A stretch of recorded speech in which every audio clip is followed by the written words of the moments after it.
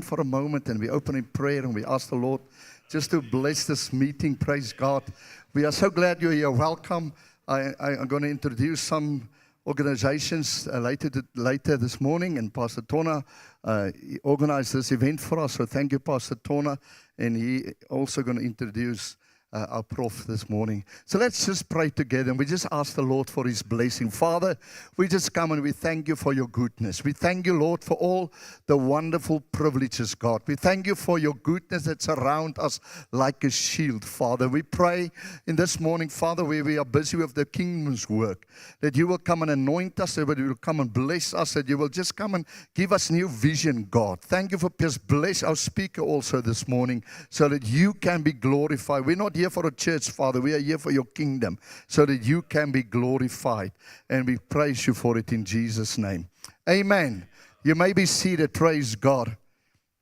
I just want to introduce some organizations here and welcome them personally. Mogali for Christ.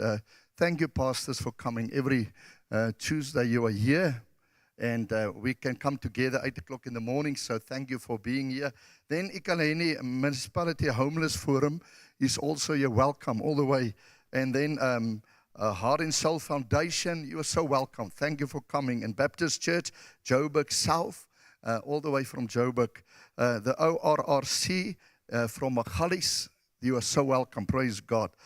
Florida, Mr. Trust, you are welcome. And on Cradle of Hope. And I know there's a lot of organizations and pastors.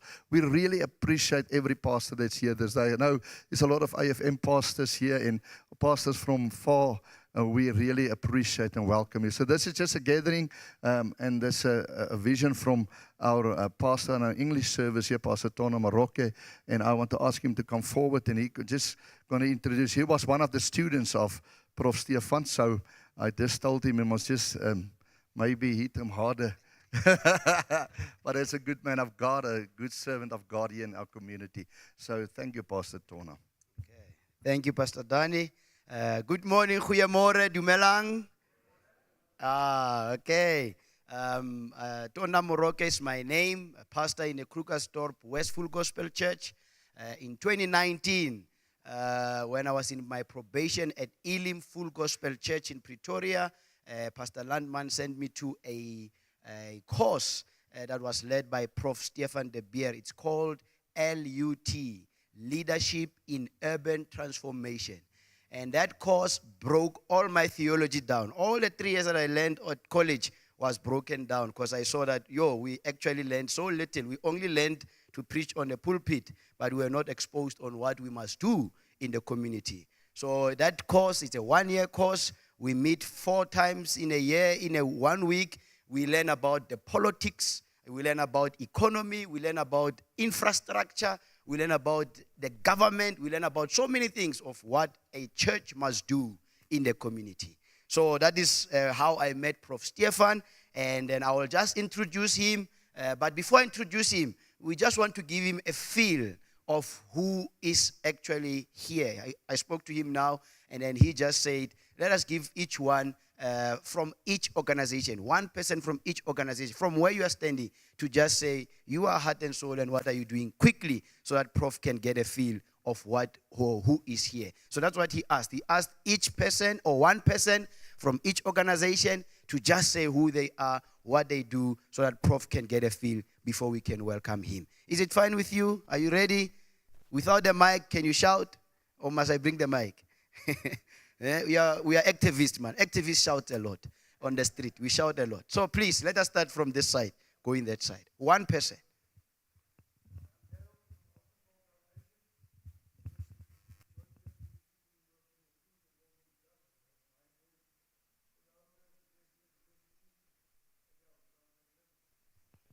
Okay, thank you.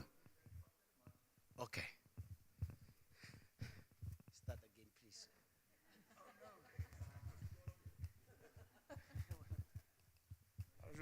Hello. Okay. My name is Daryl. I'm from Heart and Soul Foundation. We just recently joined them. We were working with Krugersdorp War Against Drugs the previous 9 or 10 years. Whether desperate, homeless, addicted. And yeah, we're trying to make a difference. We put people in rehabs and so on. And yeah, that's it. Thank you. I know this is Joburg. Morning, everybody. Nice to be here. Really blessed. We're just from Baptist Church, Southdale Baptist Church in the south. Thank you. Thank you. Let us go to Cradle of Hope. All right, good morning, everybody. I'm Candace. I'm the General Manager at the Cradle of Hope. We are an organization that has been working actively in this community for over 18 years across the board, working with churches, with communities to assist those that are just totally underprivileged and overwhelmed in this community. Thank you. I don't know, this is Achie S, ne? Hey. Hello, as 7 year from AFM Witpoortjie. Our church's name is Symphony, and we also are experiencing changing situations, and we need desperately some advice on the road forward. Thank you very much. Thank you. Let me give also Mugale for Christ. Good morning. It's a big problem to give a microphone to a pastor. But my name is Japie Duisel. It's my privilege to be the pastor of the Members in Christ, Herberg Gemeente in Quarry Park. Greetings. My name is Trust Ngwane. I'm from Florida, X29, and we do crusades and feeding scheme in Jerusalem and Florida, that side. Thank you. Okay. Thank you. I believe this is the last group, ne? Tower of Life. Morning, everyone. My name is Tawang. I'm the social worker at Tower of Life. We are at Krugersdorp, and we're one of the Bethany House project. Thank you. Morning, everyone. My name is Wayne Extian. I'm from RGS Krugersdorp Central and East Campus, and we're also representing the Gesed Charity Trust. Hi, good morning, everyone. I'm Pastor Jaco de Pre. I'm from Randfontein, from RGS Groenewynvelde.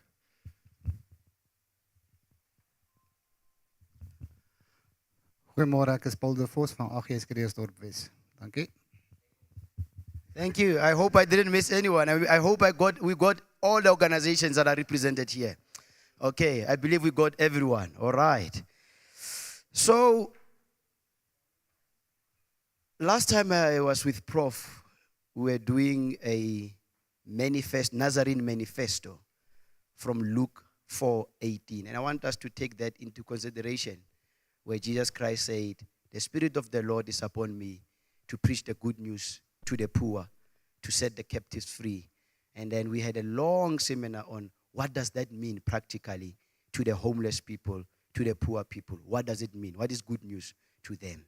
Prof. Stephan de Beer is a director of the Center of Faith and Community in University of Pretoria, a professor of practical theology at the university. They also host a unit of street homelessness, connecting real-life experiences and practices, research, policy, interventions. Prof. Stephan has worked for the past 3.5 decades on issues of homelessness, vulnerable communities, social infrastructure, and housing as a practitioner, activist, and an academic. He believes that the churches and local communities should take ownership of local transformation process. In 1992, he was involved with a ministry with children living on the streets of Sunnyside, Pretoria. Through police involvement, the shelter where the boys stayed was torched and 8 boys died. This raised serious questions for him about God, church, and who the church was in solidarity with. He believes in a gospel that heals and does justice simultaneously. Stephan also did doctrinal work in urban planning, concerned with the role of faith in Africa's urban revolution. And he has been all over the world in consultation with other municipalities and cities regarding what is presenting to us today. May we just give a hand of applause to Prof. Stephan de Beer, who's coming to speak to us today. Thank you, Prof. Thank you. Thank you. It's great to be with you. Nice to be with Donna. That thing jumps like that. Is that normal? If it does, it's fine. Just want to. It's nice to be with Donna. I have a friend, Clippy Skritzinger. He says if Pentecostals believe in justice, then those who are doing injustice is in trouble. So, and there's lots of energy. I know where he is. The only thing I thought is, I thought in Pentecostal churches you start from the front. So it seems it's the same as in Reformed churches. I hope it lands well. I'm going to just share a bit of story, a lot from our own story in Swane. It's not a perfect story. I mean, it's fragile. But I'll share from that. I'll speak a little bit about homelessness as a housing issue at some point. And let's see where it lands. I think the best part of it will be once I'm done and we can have a conversation. And I can also sense that there's questions and things brewing. I want to start with... Before I want to ask you to say a little bit more about what you hope from our time together. I just finished reading a novel called The City is Mine by Nick Mhlongo, and one of the characters in the novel, he lives under a bridge in Braamfontein, says, almost every homeless person was born when God was dead. I don't want us to go deep into that now. But that is what this homeless character, who reads a lot of books, by the way, his bag is full of books, and this is his observation. Every homeless person was born when God was dead. And so I want to start by suggest, unless our accompaniment or interventions spell good news for people, it is not necessarily good news. If it doesn't spell good news in ways that can be felt tangibly, so Psalm 23, en ek pik nie nou op groen weivelde nie. Ek het hierdie voorberei voor ek julle kerk se naam gehoor het. But another street person, when confronted, Psalm 23 asked, where's the green pastures and still waters? Where's the table that you've prepared for me? Sê miskien net vir my, what are your expectations? What would you like for us to get out of this time? Just a few ideas. And I don't promise or guarantee any of that will happen, but just to have a sense. What are kind of some of the questions or issues that are brewing in the room? Anybody? Yeah. I think the biggest question that I will have when we teach or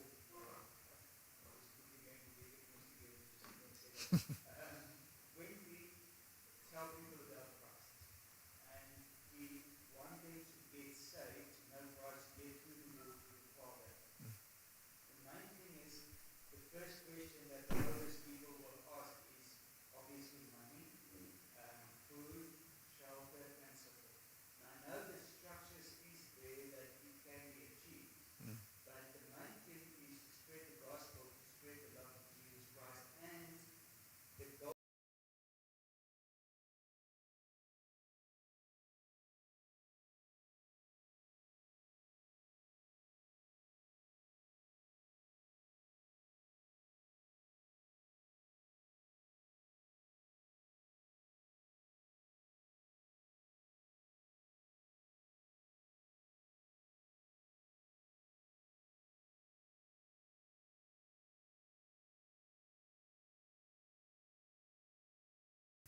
True, okay, yeah. That's it.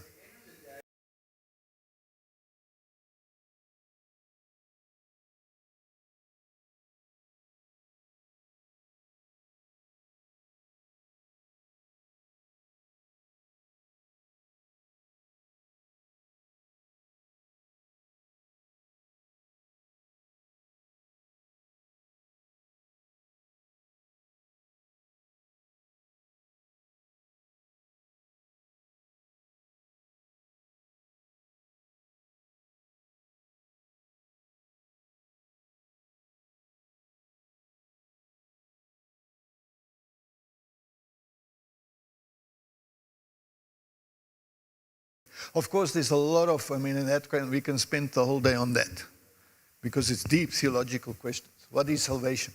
What is good news? And I think we've sometimes, and I won't go there now, we can do that later if there's time. I think we've sometimes reduced good news. Good news is so much more, but we can talk about that. And we also have these need categories. This is where we get you to heaven, and this is where and people are sinners like all of us, and we are sinned against. And I think one of the things we forget when we deal with homeless communities is how they are sinned against on a daily basis.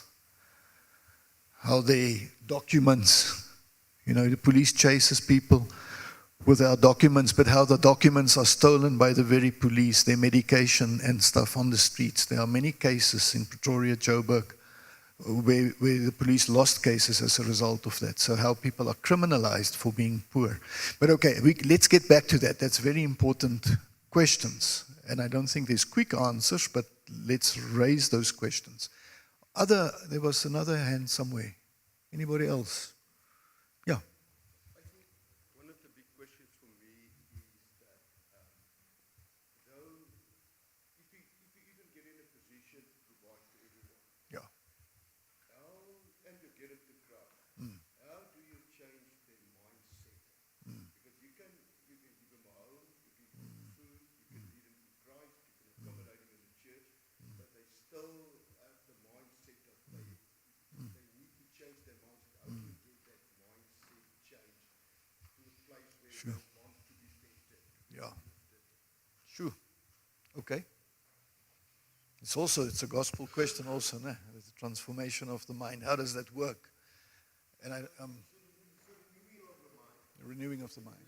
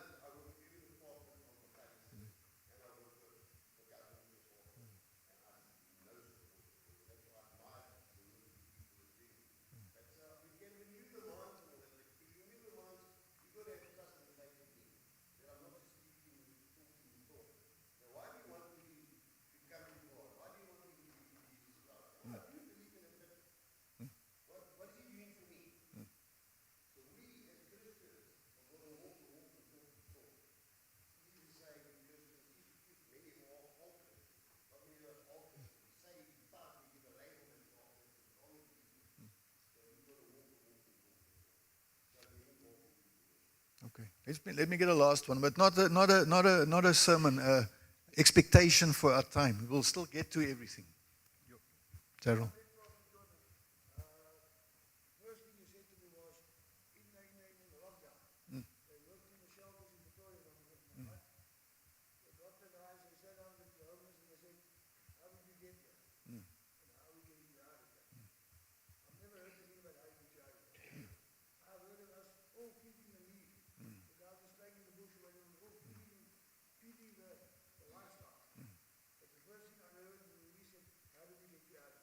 I like that. Okay. Okay.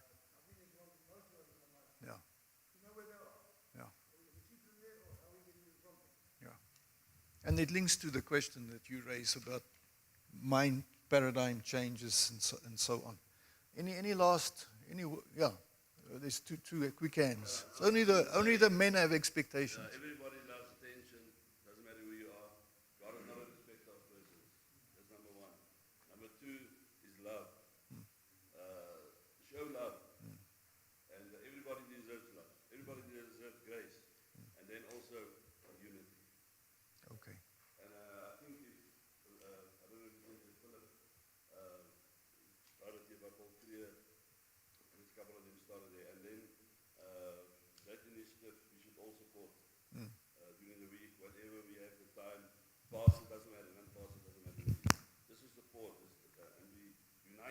came together and served the homelessness, but with love and affection and attention. I mean, and give him an attention. Everybody has attention, and love is for everybody. Thank you. That is important. Can you remind me of the word community? Just later on. Okay. When I don't come back to that, if I can ask you to remind me of that, because I realize from what you're saying, there's a few things I'm wanting to say, but the one that comes out from, I want to connect a lot of the questions so far to the word community, and I'll tell you why I want to do that. One thing I've noticed is that many people, poor people, especially homeless people, aren't true to themselves. Okay. Aren't true. Because you might preach to them, make them say the Lord's Prayer, but all they are thinking about is food. How can I get out from that pastor? I mean, we have seen a lot of homeless people going from church to church, to church. So,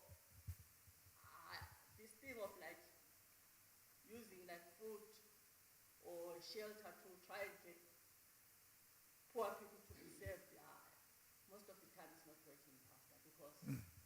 Okay, but it's interesting what you say now also, is do we do these things with the wrong motives?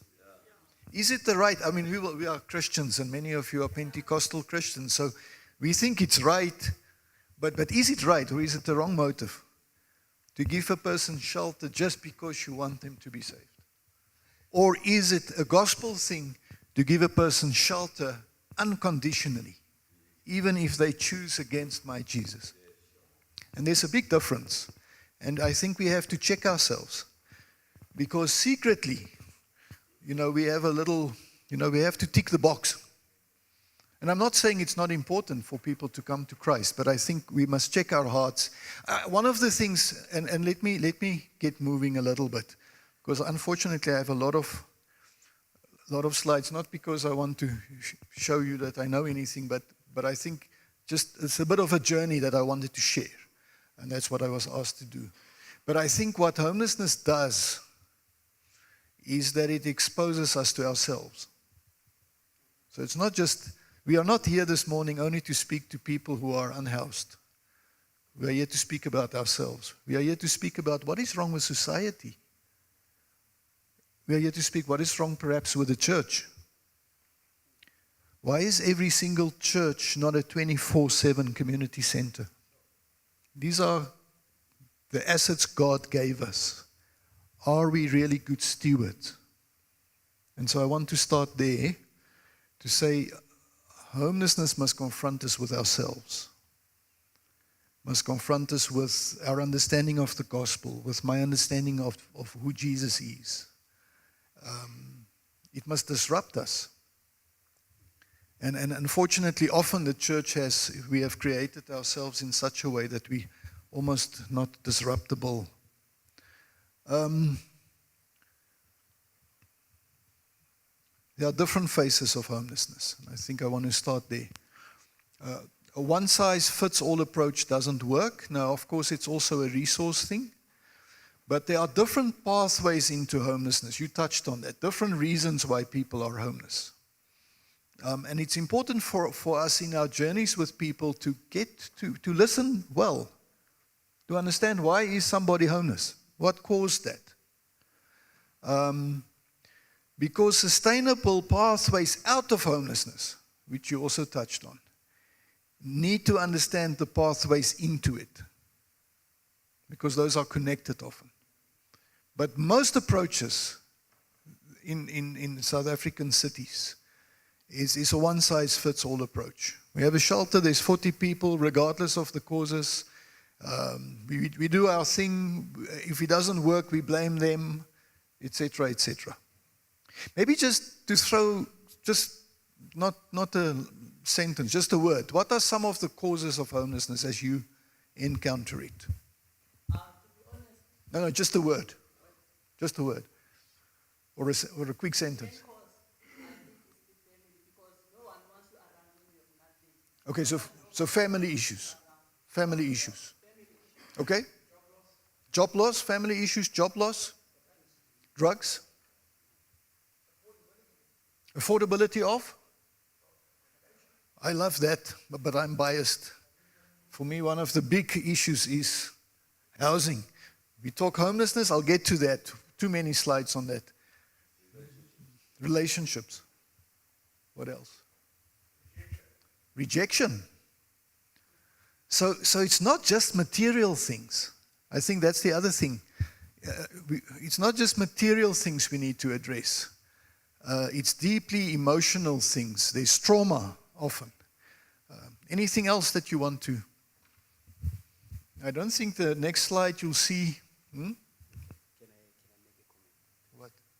Can I ask that, because we are struggling with the projector, is it fine, Prof, present, and we can get the slides and send it to everyone afterwards? Is it fine? Apologies for that. Can we do that, Prof? Yeah, we can. It's a pity, but that's fine. Okay. It's a pity. Sorry. Because that's better than me speaking. Okay. The next slide you won't see anyway. It's kind of small. But in Tshwane, we did the first count in 2022, and we're doing it again in October. In fact, as I drove here this morning, I thought if there's anybody interested here, we don't also have enough good information and data on homelessness. So it's like we use what's a halgeweer? What's that? Shotgun. And we hope we hit something, but we don't really have the data. So we did the first count. We're doing another one this year. If you ever think of doing one in Mogale City and one of you want to be part of the process this year to just see the methodology, you're welcome. But what we found, to our surprise, is a big shift.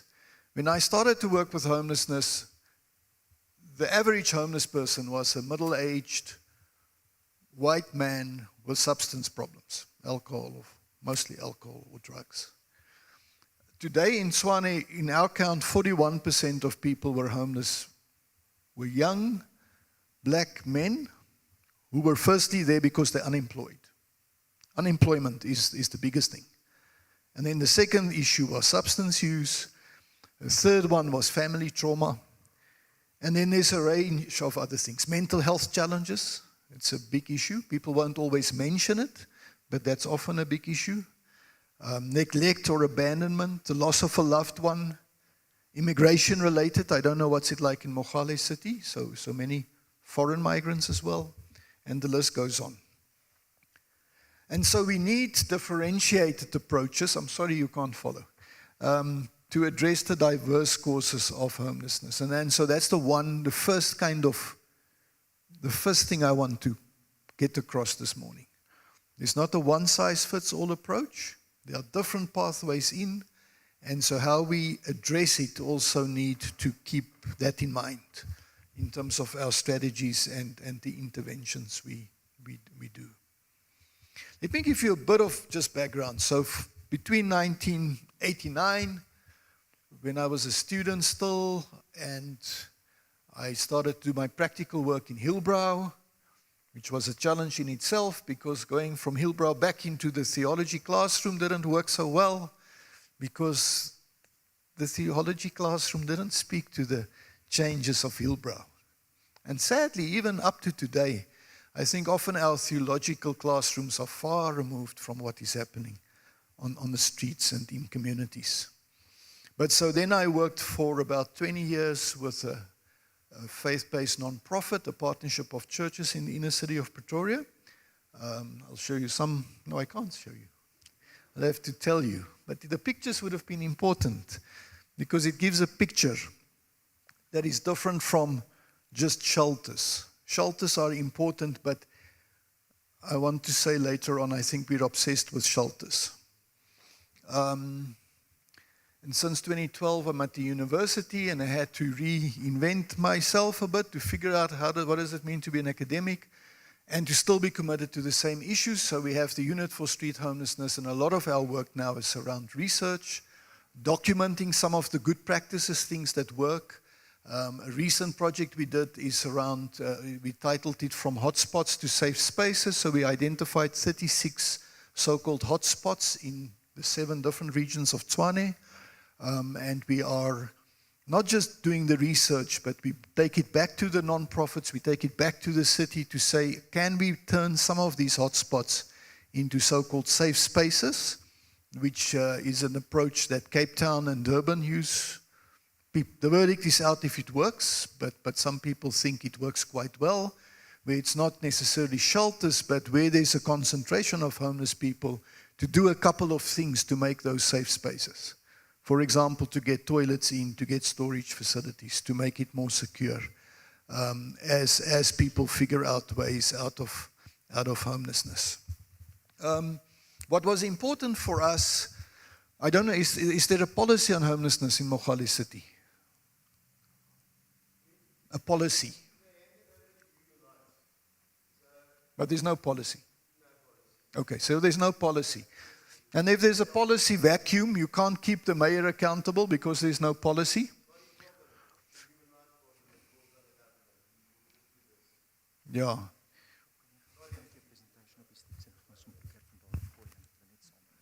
Okay. We do not have to wait.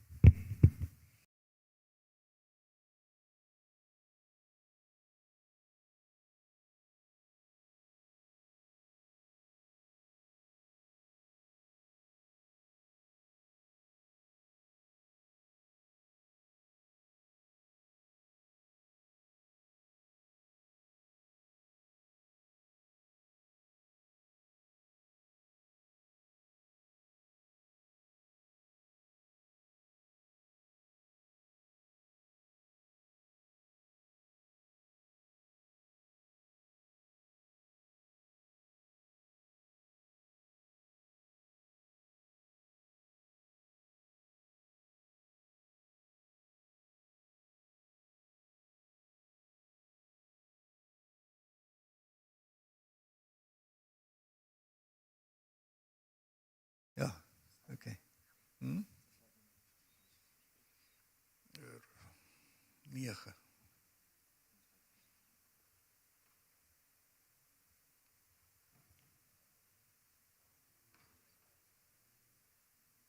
So, the Minister of Electricity was our mayor a few years ago. And we went to him to complain about a shelter. The city only had one shelter of their own, and it was a mess. It was created for 250 people. There were 700 people living in it. He was clever. He diverted us. He does the same with load shedding. But he diverted us. So the shelter is still a mess 10 years later. But he got us convinced that we can help him to create a policy. Oh, sure, thank you. Oh, baie dankie, dis nice. So he asked us to draft a policy for the city on homelessness. So we brought together a group of researchers. It was quite a fun process.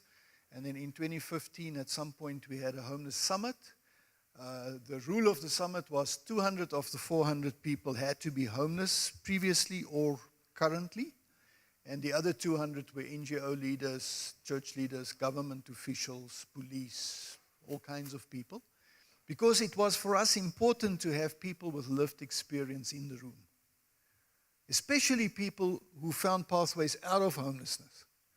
We need to learn from people who were homeless, because actually the only experts on homelessness are those who are homeless or who have been homeless and have navigated the way out. And they also were quite helpful in informing and critiquing the draft policy. So we put it on the table there. It took 4 years for the policy to be approved. I don't know why, but it was approved eventually in 2019 without a budget, because there's still no budget for homelessness nationally.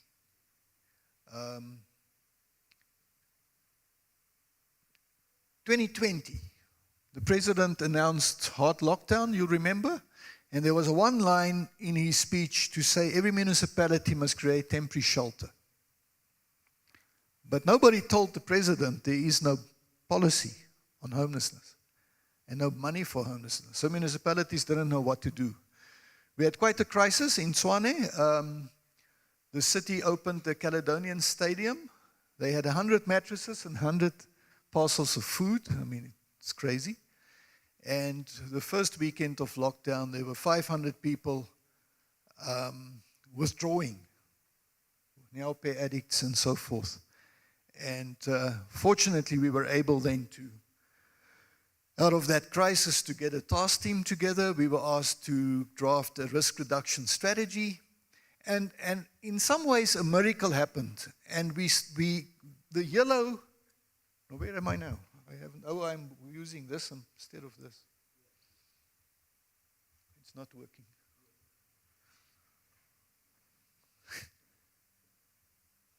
Donna, can't you just sit there and do that? Is that possible? The yellow is important, and we'll get back to the yellow every time in our advocacy, because if it worked then, it can work now again. So what happened? In 10 days, in Tshwane, we were able to do what we could not do in 10 years. We created 27 shelters in 10 days for 2,000 people. They all had access to primary health care.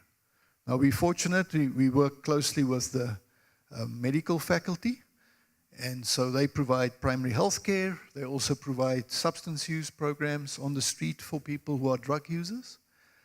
And that was sustained for about 6 to 8 months. After lockdown, half of those shelters were city-run. The other half were non-profit or church-run. And after COVID, all the city shelters except for one closed down. And there's about 450 new bed spaces that we created out of that. So some of it was sustained. Some of it was interesting. I mean, there's a gated community where the church opened its doors. And when the bus dropped off 20 older homeless persons, the bus stopped there, and the neighborhood watch also stopped there to try and chase people out. And the pastor stood his ground and said, "This is the work of the church. We're going to do this." There's another example of a church that is kind of a prosperity church. I don't know, maybe you guys are also prosperity church, but a prosperity church. And we were quite surprised when they said, we don't want the most difficult people. I think the guy who organized the buses were deliberate. He put the toughest drug users on the bus. And they dropped 80 very tough guys off. And that became an amazing ministry where today the church is surrounded by so-called park homes, container homes. It's a big plot that they have out in Acacia in the north of Pretoria. And I think they can house about 180 people now. So interesting. I still don't know how the theology and the shelter gel, but it works quite well. You can go to the next page, or the next one. You can skip that, that's a boring one.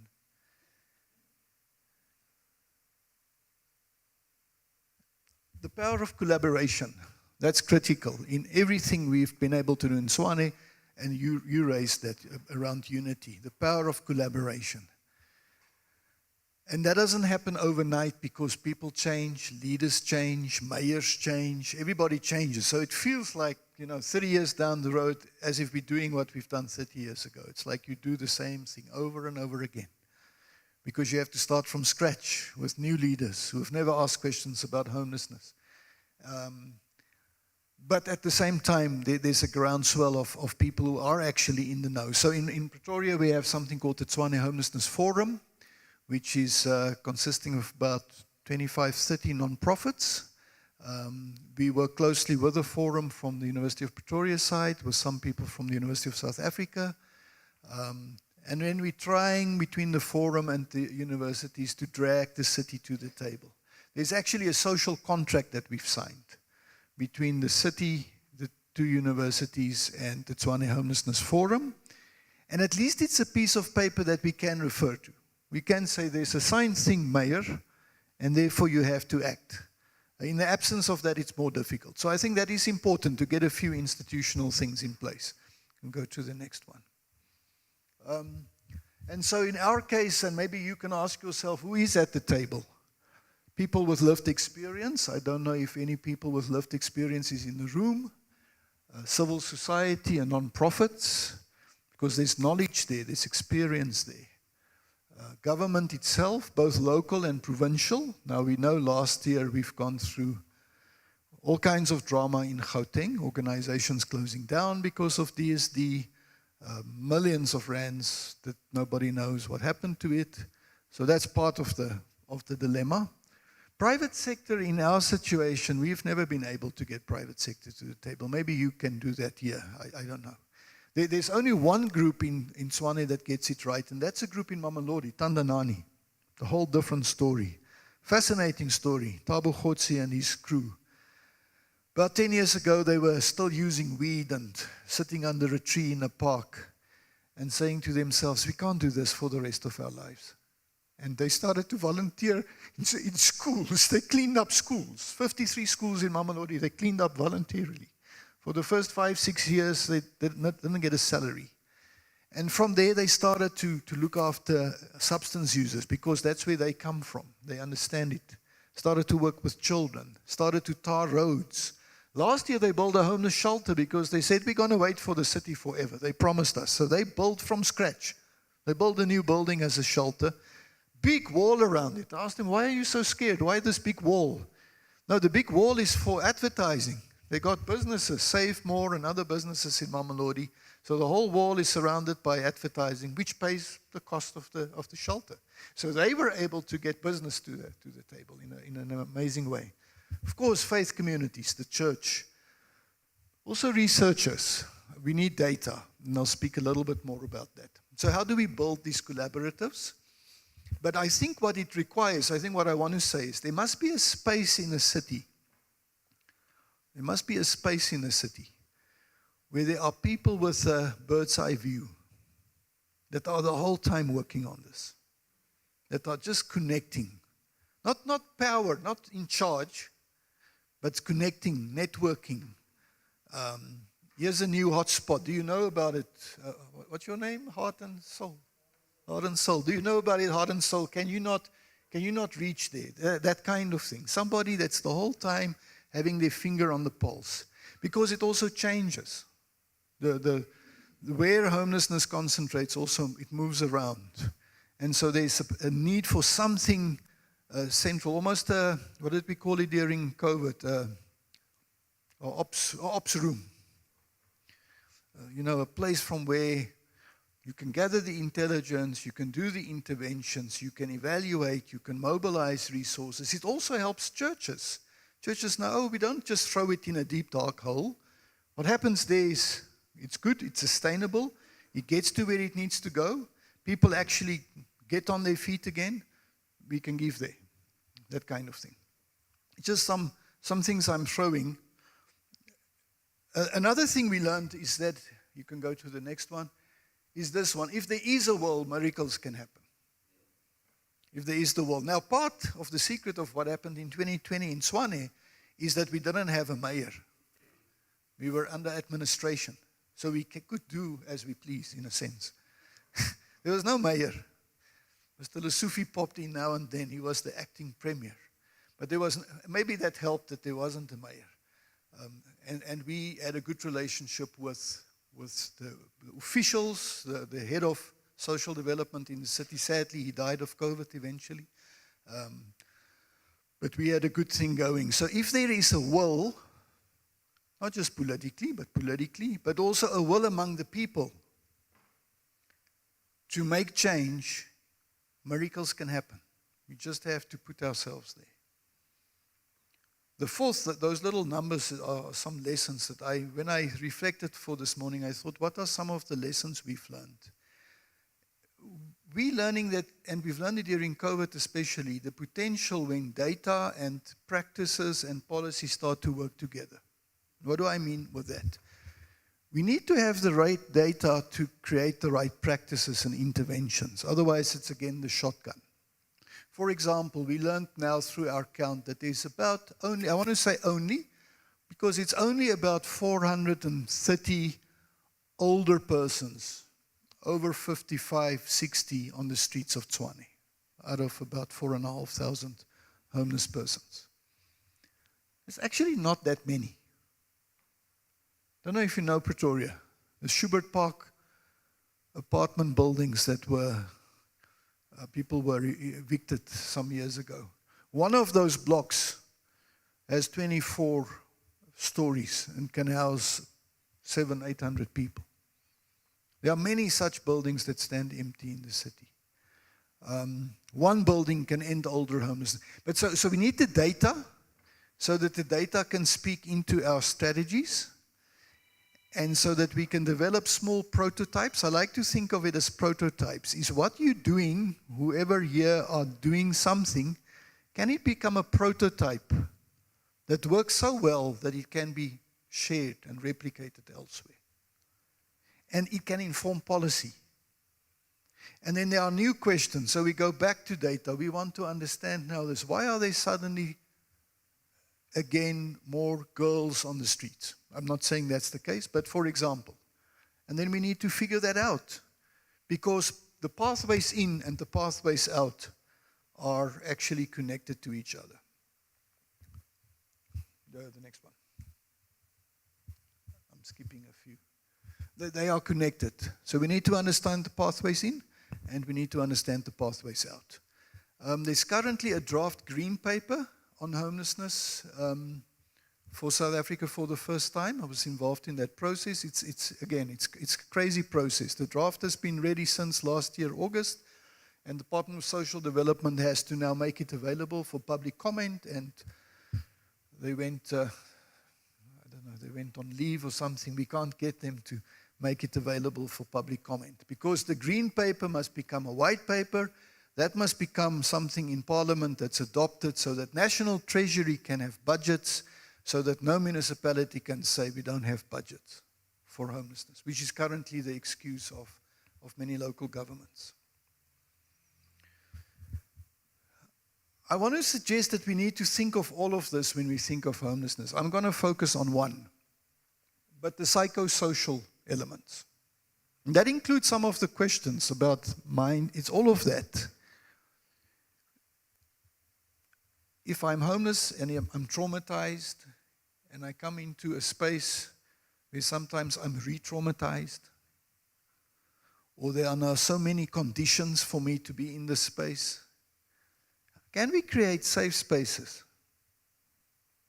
Really safe spaces where people can just be. You talked about people cannot be who they are. Can we create safe spaces where people can just be? And that just be can sometimes be dangerous because it might be that the person wants to go into psychosis. It might be that there's a serious mental health issue.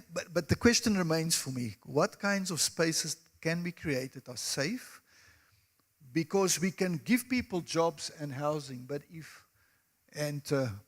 I'm a fan of, I come from all kinds of places. I'm a big fan of Steve Biko's.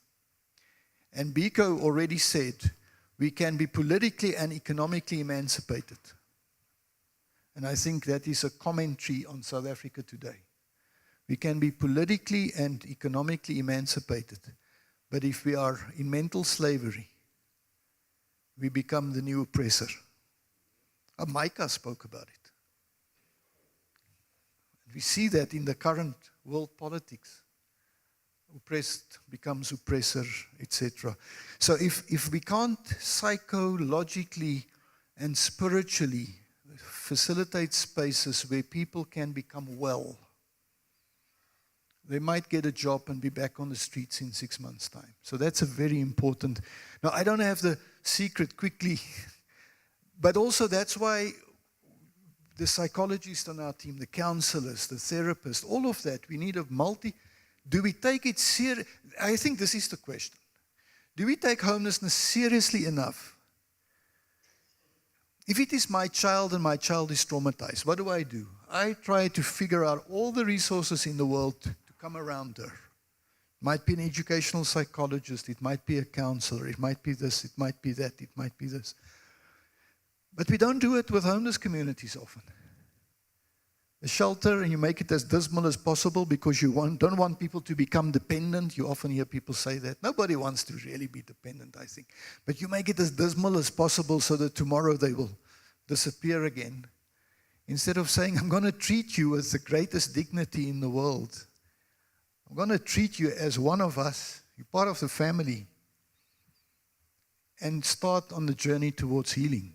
But psychosocial is important. That includes everything.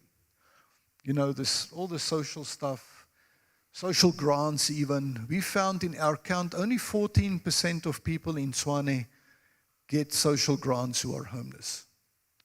And a lot of the people who are older who should get SASSA grants don't get it. So a very basic thing that we could do is to say that's what we're going to do. We're going to make sure everybody who's homeless have documents. And if they're scared it will be stolen on the streets, we'll have a place in our church where they can lock it up. I saw last night an advert that Victor Matfield is getting lots of money to have this advert about safe drop boxes where you can put your guns and your jewelry and your whatever. So why can't we have that not for people's knives and whatever, but for their ID documents, for their medication, so that it doesn't get stolen? Why don't we help people to get access to grants? It is so difficult often. Those are basic things, but with that, it actually breaks cycles, because without a document, I can't do nothing. So we do all kinds of things, but that which we should do, we often don't do. We found, ironically, or interestingly, that 70% of people that we surveyed in Tshwane had documents. We started to appreciate the health aspect. I don't know if there's any medical people here, but we really appreciated that. And during COVID, because people were in shelters, and because they had access to primary health care because of the medical people who were never diagnosed with chronic diseases or with mental health issues were diagnosed for the first time. And so they could be assisted. But also people were able to adhere to medication because they were in a safe shelter. So they could stay with their medication, especially if it was a mental health condition. So the interface between health and homelessness is a very critical thing. One can even include hunger. Mark Haywood, who used to work with Treatment Action Campaign, just started an organization called Union Against Hunger. And he's suggesting that we don't even know how many hungry people there are. There was even an article about student homelessness in Daily Maverick on Friday. And he speaks about how 33% of children under the age of 5 years old in South Africa are stunted because of malnutrition. And then he says it's actually quite simple to turn it around. So he's trying to get the movement going. Now, homeless people probably similar.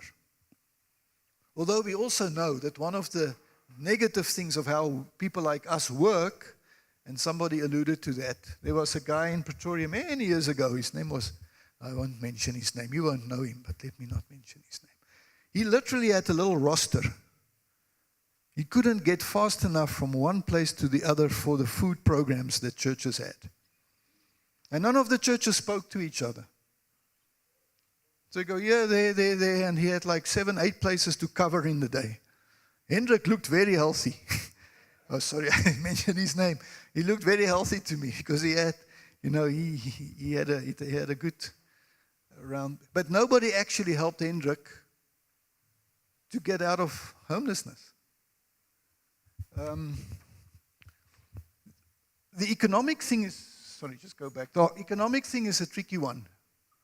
Because how do we create employment in a country where 35% of people are unemployed? And how do we sustain people out of homelessness without access to jobs? So we cannot speak homelessness without speaking this. And this is an area where I think in Tshwane we were not great. There is a group, I don't know if they've arrived in Mogale City, you might want to engage them, U-Turn. They are based in Cape Town, they are also now based in Joburg, and they've just opened shop in Pretoria. And so they focus on an 18 to 24 month period where they journey with people in a very holistic way, which includes a skills transfer, and then they have a barista program. I was in a church in Cape Town last week where there's actually a nice coffee shop. It's quite a fancy church.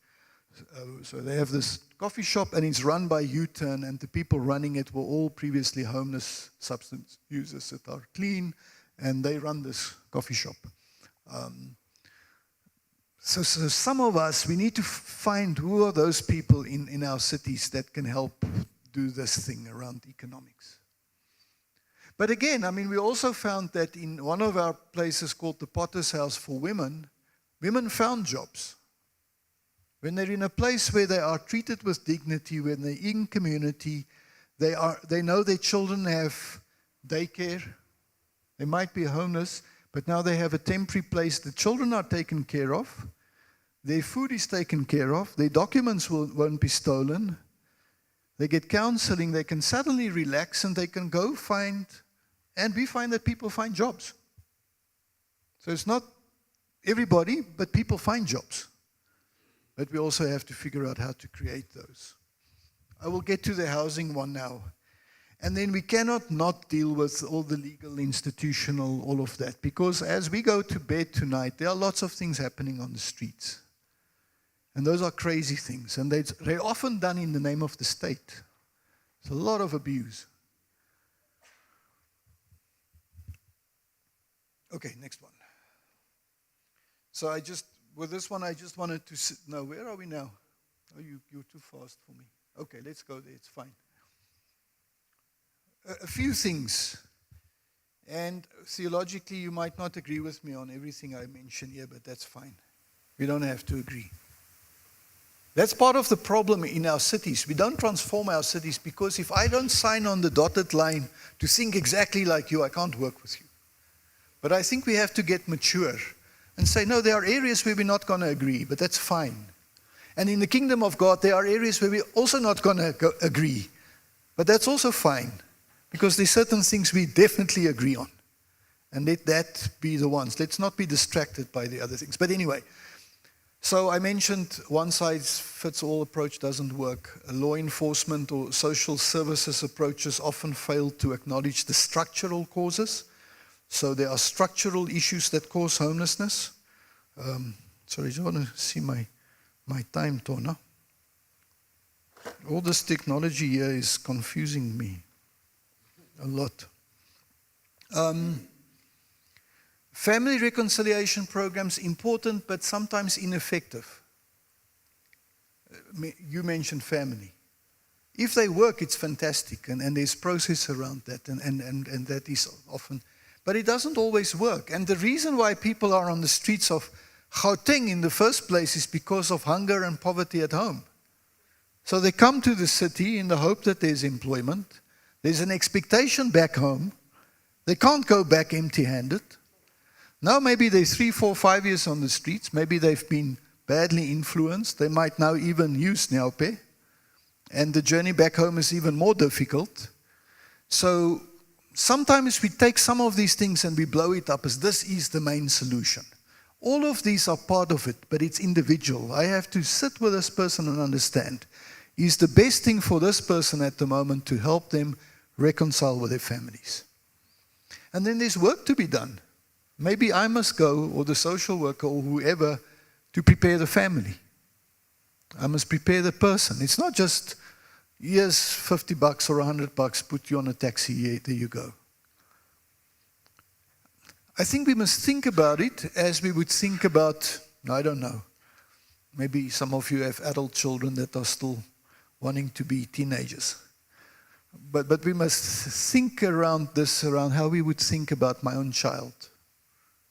If my child has a challenge with joblessness, or if my child has a mental health issue or whatever, it changes the way we think about it a little bit.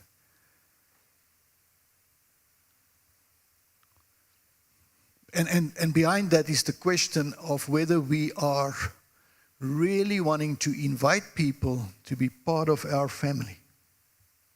And I'm now talking as a Christian in a Christian community, to become part of our family. Because then everything changes. Because then they're supposed to have access. And we journey with them. Not without rules and boundaries, because there must be discipline in the family as well. Socio-spatial transformation is critical. You touched on the lack of affordability. And we find in Tshwane more and more people are working homeless people. I don't know if that's here, but definitely in Tshwane.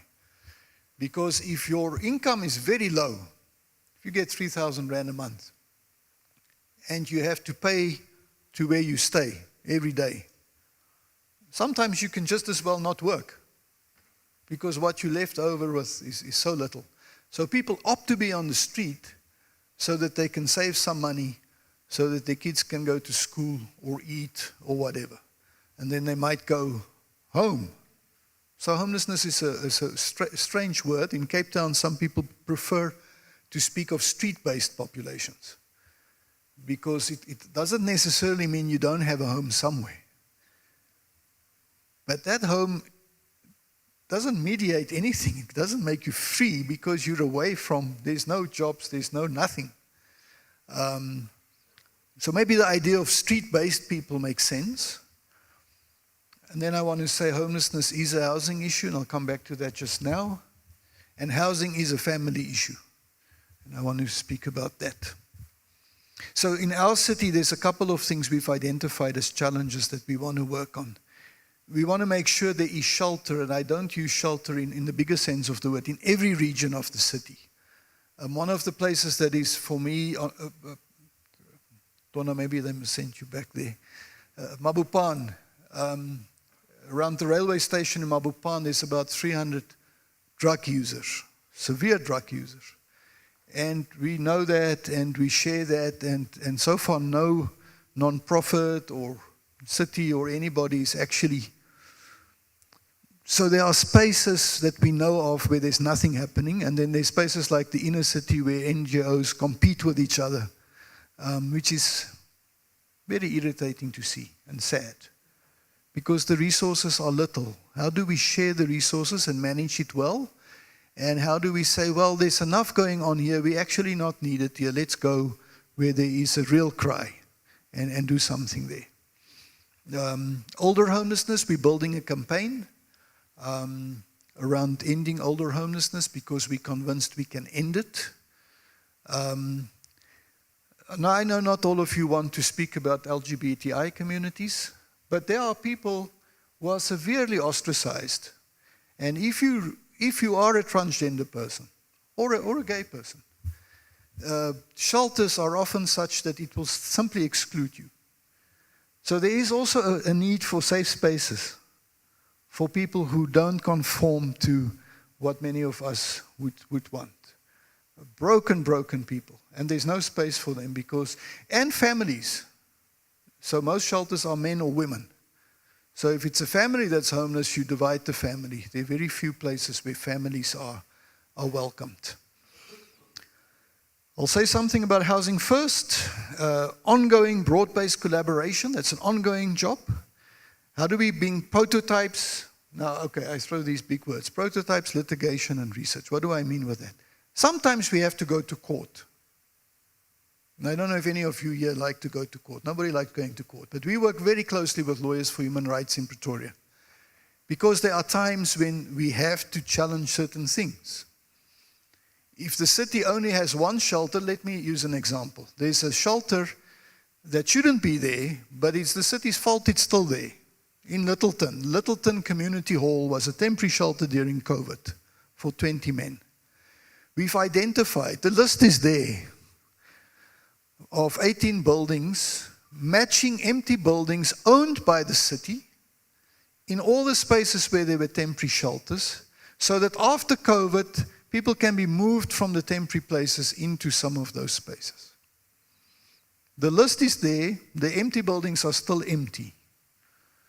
So when they wanted to close down the community hall, Lawyers for Human Rights blocked it. So people are there's still a shelter.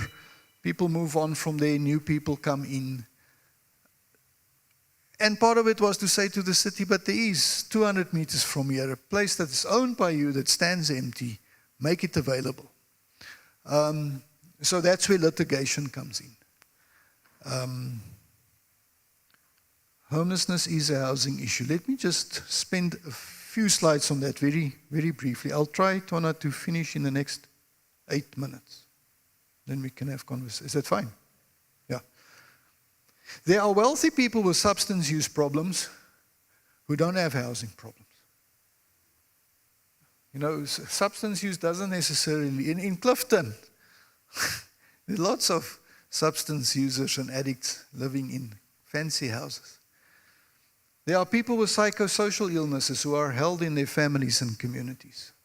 or people with access to primary health care and early diagnosis of illness are cared for. Person with certain jobs have access to decent, safe. I mean, all of this I'm just saying to say that homelessness is also a symptom of an unequal society. When my daughter has educational issues, I mean, and I've gone through some of this, I have access to all kinds of resources. And I pull my few hair that's left out because I don't know where to go, because the systems just don't work. And I have access to resources. If you're a child in an informal settlement that at the age of 13 develop mental health problems and you fall out of school, you're going to be homeless by the age of 17 and 18. And there's almost nothing that can be done to support this person if it's not very holistic. It's almost like there's so many things that have been missed in the process. So it's a symptom of an unequal society. It's not just that people are sinners, but people are also sinned against. There are systems that don't work for people. I know where to go with my child, this person can't.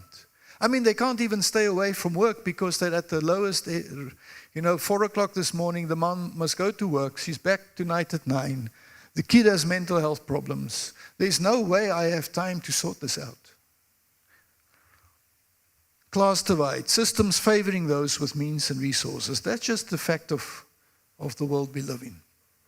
And so homelessness could be a psychosocial issue. It could be an economic issue or an issue of migration, rural, urban, or cross borders. It could be the result of violence. It could sometimes be a result of poor choices. It's all of that. But what I want to suggest is if communities and systems were strong enough, none of this would necessarily result in homelessness. You follow my train of thought? Because there are catch nets in many communities. There are catch nets and in many families. But then there are those where there are no catch nets. And could it be that the church sometimes has to be that catch net? We're also burdened. We don't know how to keep the doors open. The places around us change. The resources disappear. I mean, we know that. These kinds of neighborhoods are the ones that I like because this is where I want to work and where I've always worked, in the inner city in Pretoria. So it's not easy to just keep the doors open. And then we are stretched further even and say, can we be catch nets because of what happens in the communities around us? It is a housing issue. A person of 60 years with access to SASSA grants, little likelihood of stable income, no family ties, need a permanent safe place to stay. That's not a shelter. A 65-year-old person doesn't need a shelter. They need a permanent place to stay. Or at least I think so. A person with chronic mental illness who has access to SASSA grants, no social or family ties, need a permanent place to stay. The mental health laws is that if you're in a psychiatric hospital, you get deinstitutionalized, which theoretically is nice, go back to your community. But not everybody can. If you come from a deep rural place with no psychiatrist or access to medication, people choose to stay on the street so they can be close to their psychiatrist. Or another guy told me, I killed my stepdad when I was psychotic. That's why I was in the psychiatric hospital. Now they want me to go back home. Nobody wants me there. So if we don't create housing, the spiral just continues. And so this list can go on. I'm going to skip all of this, that housing is a basic human right. I just want to go to that slide with the red. There is a policy, and I wish some of you want to look at that. Next one. Oh, you are far behind. Go on. No, go on. More? Yeah, there. There's a new policy that Parliament adopted in October 2023 called the Special Needs Housing Policy. It is supposed to get Department of Human Settlements, Health and Social Development to work together so that non-profits can apply for capital funds to create supportive housing for people with special needs. It could be older persons, it could be victims of gender-based violence, it could be... The definition is very broad. The sad reality is, and I know the woman who drafted the policy, is that so far since October 2023, no province or municipality is implementing that. I mean, it's not really championed by anybody.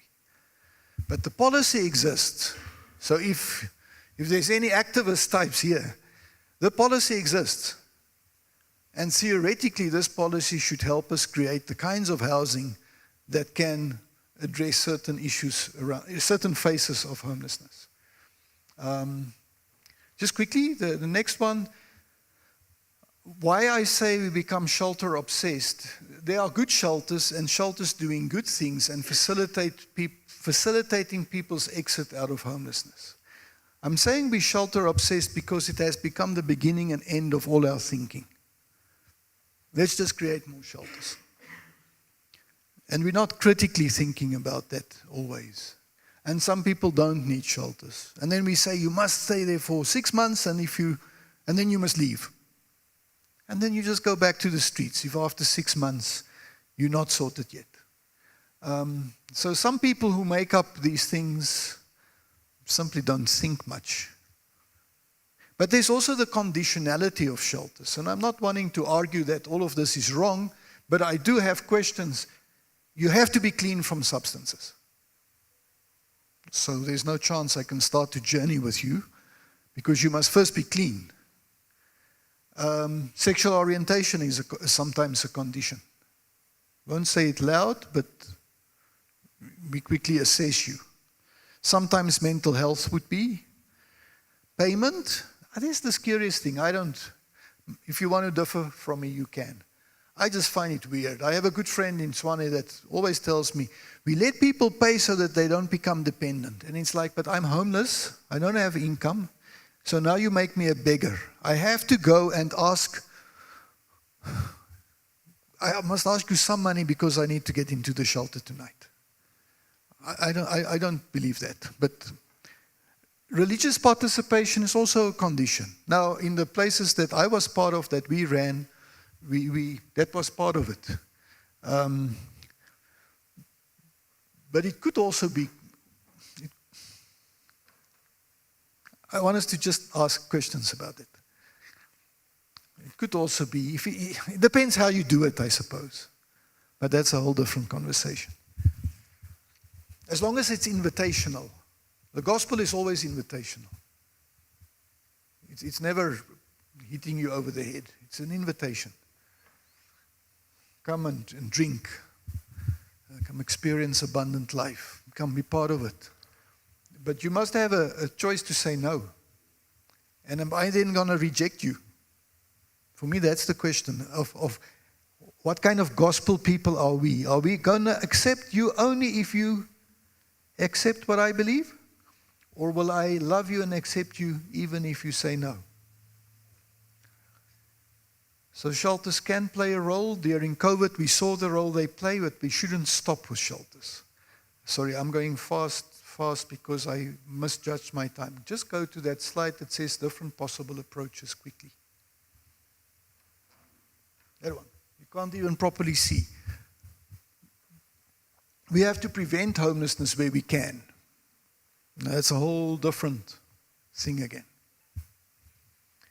Then there are shelter-focused approaches, which is cool. Then there is what people call stairway approaches. So you start in this overnight shelter. If you behave well, you graduate to a next facility. Maybe the program is more intensive. And then if you do well, we'll help you to find a cheap accommodation somewhere. So that's a stairway approach. And that's also important to have because you want people. We started a housing company many years ago, which is now in trouble. I just told Tona last year we almost lost 7 properties. Well, some corrupt people that wanted to. Anyway, let me not go there. It's a whole long story. But we started the housing company because we realized women in the shelter graduated from the shelter, and then the gap between shelter and housing in the market was too much. So if we say you must go out, they will get homeless again. So we decided to create a small housing company to fill that gap. and over the years created different housing. So it's important to create the stairway. But now there are also people that advocate for another approach, which is a housing first approach, where you don't start here and climb the stairs. Let's go to the next one, and the next one, and the next one. And no, you go all the way. I'm going to jump a lot of things. Go to the one that says housing first approach. Go. Another one. Another one. Yeah. So that approach is like this. It says you start with proper housing. Now I don't think in our minds, you asked about how to change minds. I also don't know how do we change our minds to actually, I buy into some of this, not for everybody, but especially for chronic homeless people, for older homeless people, for families maybe, even for substance use. So this approach says we don't start here and now you must become like me, you must look neat like me, and I don't always look neat, I look very neat today. But you must look neat, and you must be able to pray like me, and you must be able to do, then you can go to the next. Housing first says we start with housing. Come as you are, messed up, you even still inject, and then we surround you with all the support in the world. Psychosocial support, health support, spiritual support, vocational training. Okay, so I'm just saying these are different approaches. Prevention, shelters, and we stop there. Staircase, and most of us, I suppose, in South Africa try to do that. And then some of us are also trying to pilot housing first approaches. Just go on to the next one. Yeah, so unconditional acceptance, it sounds a bit for me like the gospel, but unconditional acceptance, not in the church, but also in the church, but also into housing. Secure tenure, so you don't the whole time worry I'm going to be kicked out tomorrow. I can steadily rebuild. For 30 years, my world has been shattered. And that's often the case with homeless communities. And then in 3 months, we want you to be sorted out. I think, now of course, Jesus can sort out people, but we all know that the process of healing and restoration takes time. It takes time. A rigorous support to make sure the housing is sustained, so that they make sure people don't lose their housing. So instead of wanting to make sure they leave after 6 months, in this approach, they make sure people become good tenants of this housing. It's not a hand-out approach. There's high levels of accountability and the sweat equity or payment in accordance to income level, or you have to participate. It's interesting. We had this women's shelter for 20 years. We never had chefs and cooks because women can cook. It's a women's shelter. Men can also cook, but this is a women's shelter. So they cook lovely meals for 20 years. Gauteng never had a policy, now has a policy. The first thing they told them is you must have chefs. And then they give them very little money, so there's not enough money for the chef. They must now go and find other people to give money for a chef because Gauteng says so. And now the women must sit and do nothing. Part of building the community and part of sweat equity and part of reclaiming dignity was for women to create beautiful meals and to be a family together and to be empowered and to take back their lives. So how we create these spaces is important, and that's the community thing. We have to create communities. All of the rest, whether it's housing first or shelters or churches or soup kitchens, if we don't create communities, and real communities are places where there's mutuality, it's both ways. Hopefully you change in the process, but I'm definitely going to change because you're going to challenge me every day. And together we're going to get to a new place and a better place. And maybe the local congregation will not look the same 5 years from now because we've been disrupted by a community that I'll get to 3 pictures in Pretoria just now. let me run through this and then I'll shut up. Sorry, the inn is a old. Let's go to the inn. It's an old YMCA building. Just the next one. And the next one. And the bottom floor, we changed the rooms into 36 beds for older persons. That became a pilot project for this campaign to end older homelessness. And so people living there were homeless, or they would be homeless if they didn't have that space. And basically, they look after themselves. It's just supportive housing. The next one, Gilead, is people that come from chronic psychosocial illnesses. Again, either were homeless or were discharged from psychiatric hospitals, will end up being homeless. That is down by the zoo in the inner city. The Potter's House is a women's facility surrounded by, at the back of the Potter's House, there's a building with 31 rooms, so women can move there and pay rent if they're ready. There's also 18 apartments in the front. That's next to Doxadeo in the center of Pretoria. COVID-19, there were all these temporary shelters, so they were very basic, as you can see. Basic, but very neat and well run. Rivoningo, when Mbeki didn't allow ARVs back in, what year was that? Homeless people with low CD4 count who had AIDS or HIV were discharged from public hospitals. The hospital said, we can't care for you, and basically left to die on the street. So we had this woman, and that was a miracle story. She was addicted for many years. Some of her children I buried as a result of addiction. Miraculously, she stopped drinking from one day to the other. It was just like, it was an amazing story. It just happened. She was a tough one. She always put her money on her cell phone. She always put it here so nobody could steal it. And she was an advocate for homeless people. So she pushed and pushed and pushed until we started Rivoningo Care Center for dying people. But we weren't healthcare workers, so we didn't realize this facility, if you have access to medication and nutrition and love, you don't necessarily die.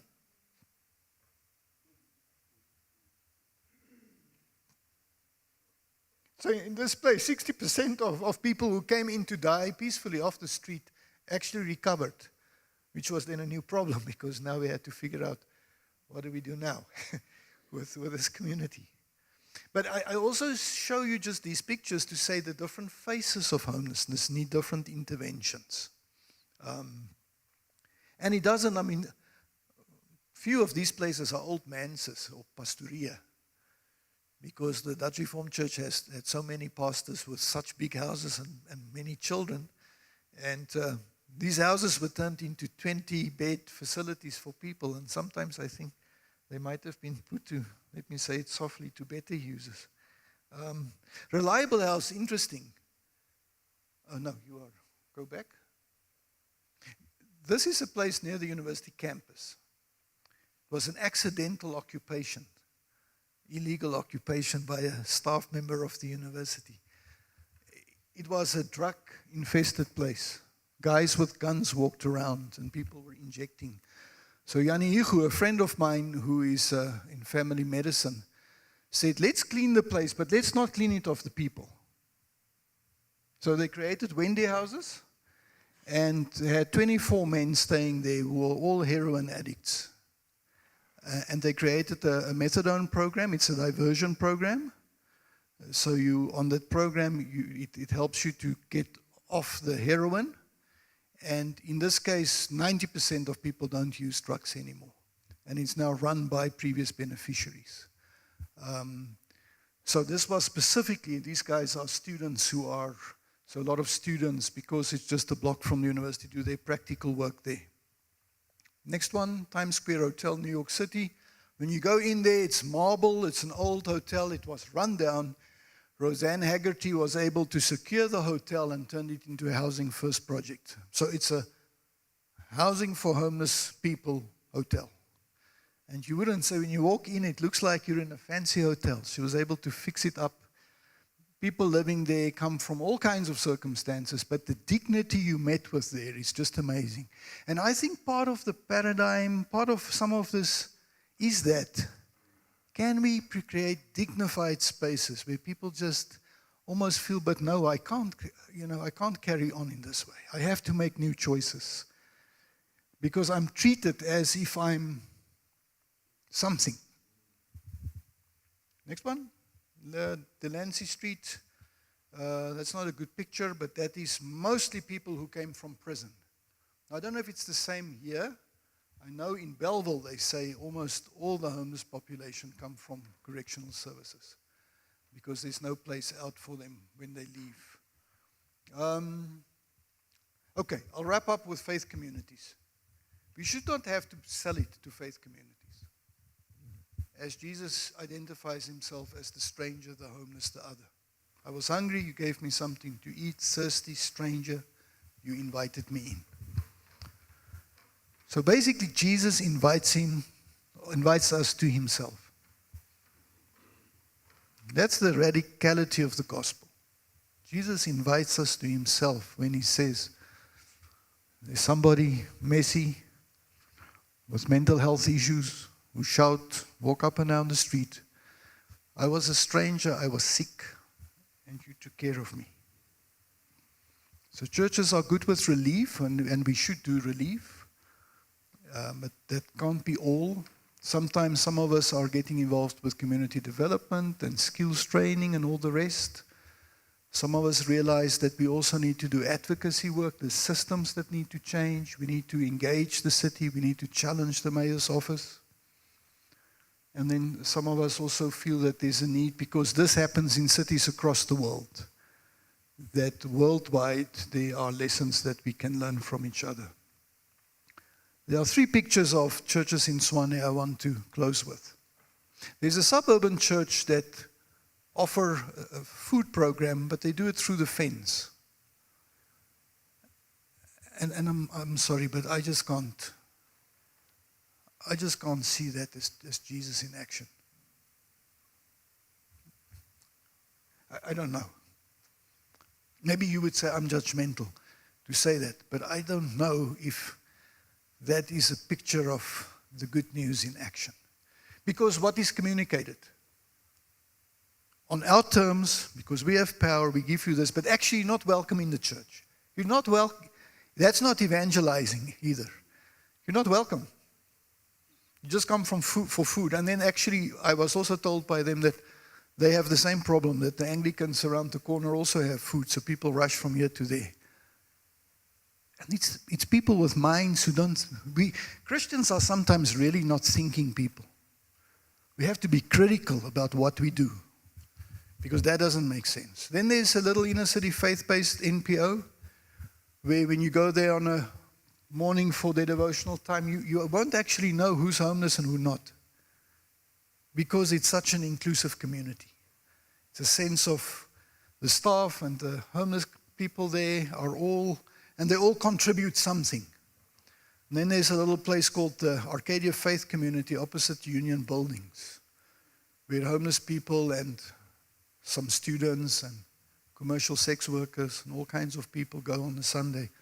It's a strange church. It used to be a Dutch Reformed church. Now they don't know what, they call it a charismatic Reformed church, because the one pastor is a black charismatic guy, so he does...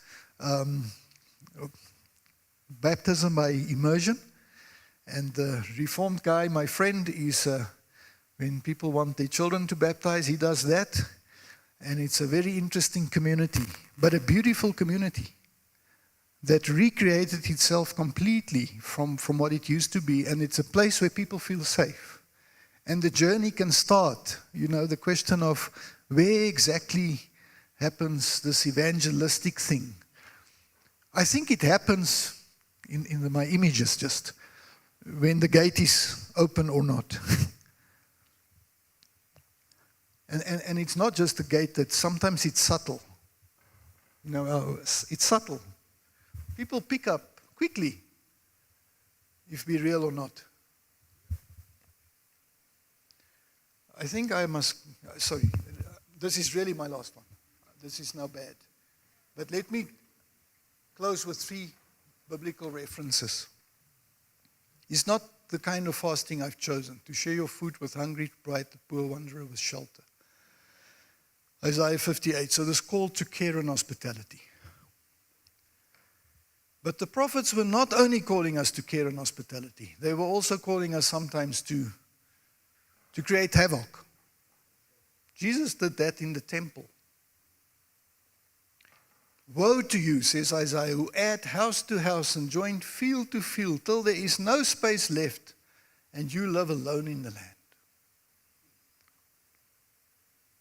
I mean, this is happening.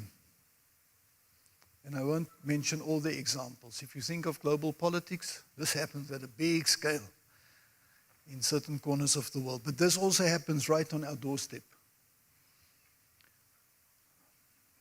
So the Bible already made serious analysis of certain things. This is economic things. The Bible analyzed things that are quite radical, and we don't want to hear that. Jesus in the temple, some says that it wasn't just whatever, the house of prayer you turned into a den of thieves. It was also an economic statement that he made. And then new tables. When you give a feast, who do we invite? Is the church a place, a festival of this new community of Jesus? Where the poor, the maimed, the lame, the blind, all those who are othered are welcomed. Because that's the character of Jesus. Let me stop there. Any conversation, any comments, questions? How many minutes do we have? I'm sorry, I just went on now. Do we have any? 20, okay. Let's also just get voices of people who haven't, but let's start with you. What you forgot to mention is that poverty is a big business in South Africa. Okay, yeah. A lucrative business. Yeah. You give poor people bread and soup, and then you get tax credit. And most churches nowadays, what they are doing is they go to the street, invite drug addicts, homeless people, put them in church, take photos, send those photos to Europe or America, get money from foreign donors. You have examples of that? I won't mention. And then, secondly, most pastors nowadays, they have low self-esteem. Low self-esteem.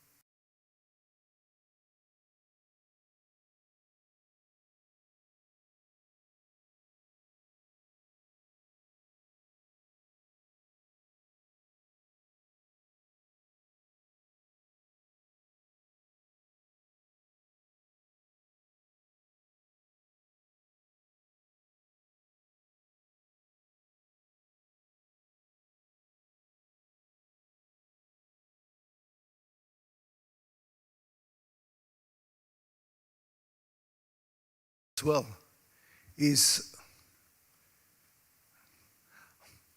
are we willing to invite people to be fully part of us? To say, I don't have food for you today. I don't have nothing actually, but become part of our community and then we journey with you. That asks much more, I think, than creating a Tuesday afternoon soup kitchen. I might be wrong. But it asks something. It asks of us to go on a journey. And on that journey, I don't have all the things you need. We also struggle. But come on the journey with us. And then you also have access to, you're part of us. So I think that is important, because otherwise we do breed this entitlement. And I'm only there to give you something. We also have to break that down. And of course in South Africa also racially, we have to break that down. And I was in Cape Town last week and I get very annoyed when somebody walks past all the black guys, and I'm talking race, and they ask me for something. It's like you could have asked all these other guys as well. We have to break it down. But we feed into that because we're saviors. And then some people talk of the NGO industrial complex. This complex that we never really want the problem to be solved completely, because then we'll be unemployed. I don't think that will be the case, but that is the critique of many people. So how do we actually make sure can we find solutions, even if it's not for everybody? But I think we have to work towards that. Lasting solutions for as many people as possible. Ending homelessness for as many people as possible. Because there will be new people next year, but now we already know what works a little bit, what are the spaces, what are the processes, so that it's not 20,000 people, but it stays 1,000. And people move on, and there's other people, and we'll be present for as long as it's necessary. Let's hear other voices. Yeah, please. Good morning. I have started this past month just reaching out on a Sunday to some of the homeless people, just having a word with them, maybe just sharing the gospel. And two things came out that was very, very prominent immediately, is that immediately they ask you, are you going to journey with me? People don't journey. They come, they give coffee, they give a soup kitchen, and they go. Second one was, that was a really hard source, when somebody said to me, a group of guys said to me, you know what, we're too shy to go into a church because we are looked at because we are different. And so I just go on a Sunday, go to see where there's a group of guys, and I just talk to them, give them a cup of coffee, and just share the gospel with them. And there's a definite need for them to be accepted. That's why I said, no, rejection. Guys in the street is not being accepted. I worked for almost 4 years with Tower of Life. Unfortunately, my work hours have changed, so I cannot do that anymore. But there's a need. There's a need for acceptance. There's a need for them to hear the gospel. There's a need for them to be journeyed with. And that is just in a month. That is my opinion. I haven't got enough experience to say that that is a definite. There's guys with much more experience than I have. But it's just going into their floor level and talk to them. Not inviting them maybe into a church, but just go sit on the pavement on your backside. Talk to them for half an hour. Hear their story, share the gospel with them, and I can see the need and the appreciation they have for that. That's great, thank you. So we don't journey. Also, if we can, I like circles. I don't like, I'm sorry, this is not a critique of your church building, but where I can, even in our faculty, it's only auditoriums like this. So people look at them. I love circles, because circles is equalizing. And so if you can, and if you have spaces that you create, to be around circles and make sure it's mixed circles so that people's voices can also be heard. And people want their stories to be heard. They want to tell their stories. The Church of the Holy Spirit is in Krugersdorp in Cape Town. And they build a shower, specifically, a nice shower, very nice shower, specifically for people off the street who want to come to the church, but they don't feel welcome and they feel dirty. So they say there's lots of people coming. They just use the shower. And then after they use the shower, they feel now we can, they come to church even. So sometimes it's small things as well that we can think of. But the journeying, I think, that you put your finger on is important. Yeah.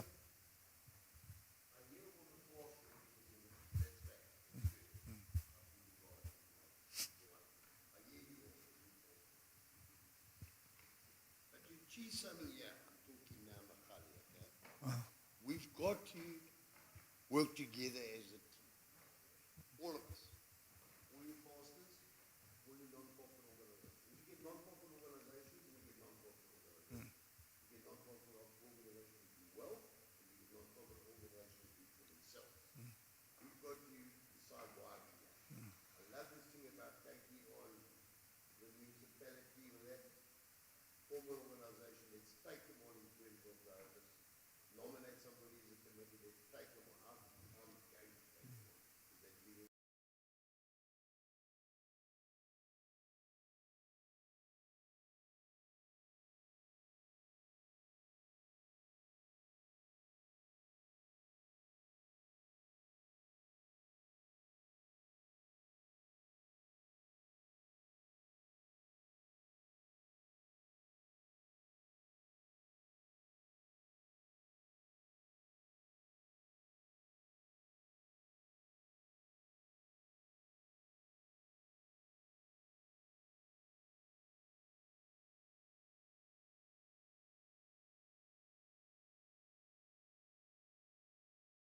No, I think that's very important. So the journeying is important, and how we build this collaboration. And Mark Haywood always says we have to build power.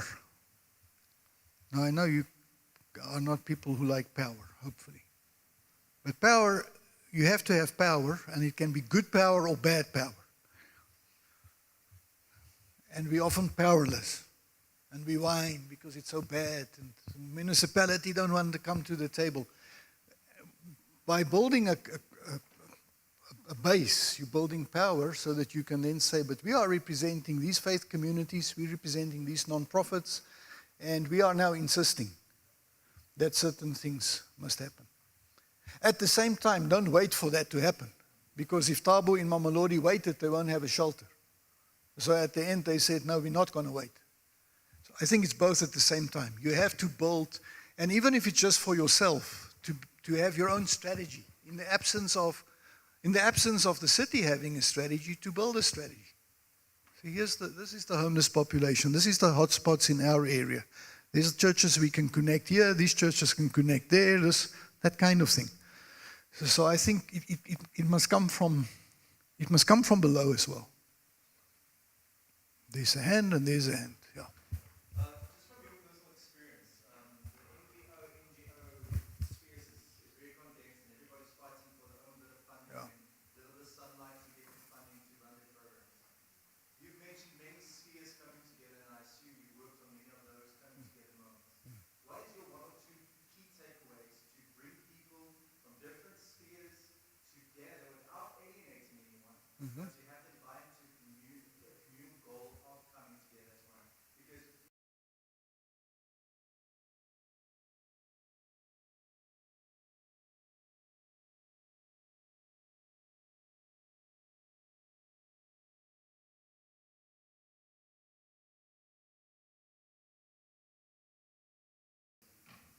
Sure.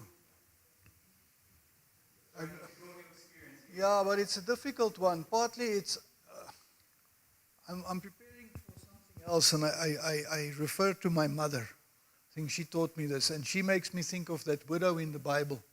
You know, the widow, when the judge got so irritated, he just sends her away eventually with what she wanted. So I think partly it's that. There must just be a stubbornness with some of us to say, we will stick to this. And this will happen. And then we sign the second social contract because the first one wasn't adhered to. And we make a public thing of it. And we have the press there, and we say, the city has signed on a dotted line. So you just don't go away. So that's really my one takeaway, is just don't go away. It needs certain people that will refuse to play this petty politics of NPOs and churches, and will say, but there's a bigger thing here. And are there people like that in this room that are called for that, to say, all we will do is we'll be the choreographers. We will help for this to become a beautiful dance. Those guys will do that. Those guys will do that. And occasionally we're going to create a space where we show off this beautiful thing.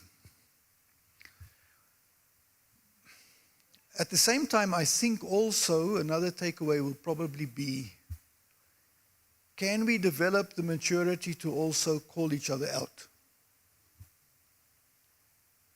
Because we sometimes just play games. And everybody can see it, but we're all nice with each other. So I think that's the other one that we have. And we had to do it. It's on a homelessness forum. You know, at times they were just, we choose to work through them because that's the network. But if there's no leadership, there's no AGMs, there's no what. So it's both, those will be two things. Stick to it. Yeah, those are not little tactical things. It's both long-term tough things, but I think those are important things. I don't know if that at all 50-50. Mary A.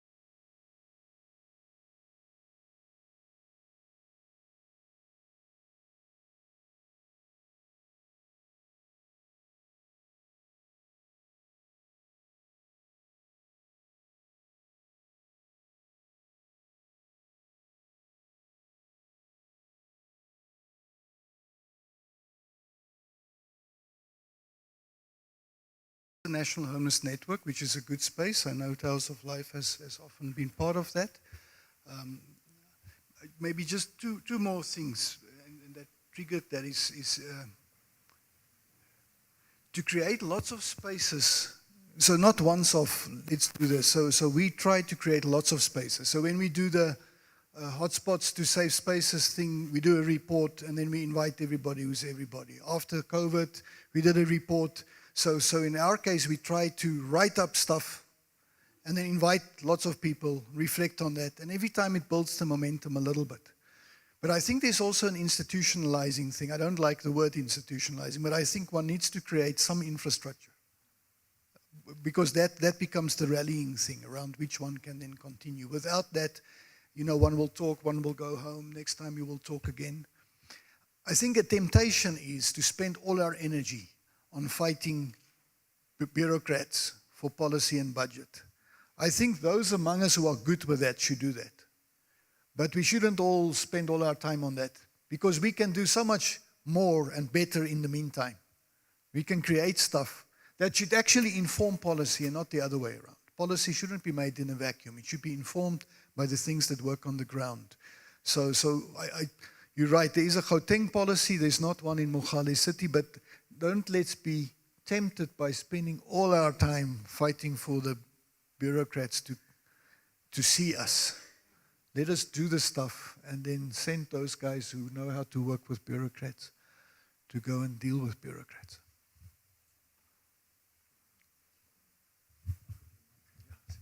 Just for in case nobody hears me.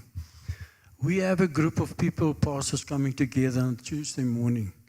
And we started actually from a very small community, also from outside, that somebody, I don't know whose position does they have. He seems to be had contacts in the parliament as well. And the one thing goes up, goes down, everything. We stuck together. We were actually wanted to let us be as a community, come together, talk about this whole issues like we talked to this morning. And then now there's two organizations standing next to me, now Tower of Life, Cradle of Hope, everything on the sound. And we asked these people also to not join us, but just come and sit down with us. We can talk about this. You talked about the other day with us about the whole thing. They started a new thing in the Paul Kruger Stadsaal, whatever, and the community hall there. And they've got a fantastic thing going on there. That is absolutely crazy what they're thinking about. And you must have dreams in it. But I don't know if you know about it. Did you talk to them? Not yet. You see, that is a big thing. But the thing is, as I talk, the thing started, then it falls down. Okay, I just want to mention it. There is people, and there's a lot of things that's coming on in the surface to start doing it. That thing started 3, 4, 5 years ago. And it just didn't come a reality, the whole thing. As you can see, I'm an Immaculate and I've got accent. I don't know if you know it, but I know I've got one. But anyways, the other thing that I was talking about, this was crazy for me to be hospital. Not because I do it. I work with these people on the streets. I was sitting, as you talked about, she was drunk this day. And when I stood, I was quite nicely dressed in any case, but I don't used to be like that. I sat down with her on the floor there, and she stood up afterwards. But she's not an unattractive woman. She's quite nice looking, but she's a drunkard. She's here, she's standing on the corner around here. She's doing car watches, whatever. Try to do it. Geraldine is her name. And when I stood up, I said, give me a drukkie. And I was just thinking of the booze, everything. And I said, Uncle, thank you very much. You talked to me, you sat down with me on the street. Not that I did it. What good is in me is Jesus, for sure. I'm telling you. I'm a lot of bad things in my life. But I am that kind of person, unfortunately. But that is one of the things like Jesus did. He was talking to anybody. Doesn't matter how bad does he look like. His best friends, one was she's a whore, the other one was a house, whatever, and the other one was a leper. He always went to him. I don't know if anybody realized that, but that was his best friends. He went to Bethany all the time. That was his best friends. And that is the people we have to do with. I just want to mention another thing. We go, as a pastor, I also preach and I give the gospel out. Some people do it on air, whatever, and medias and so on.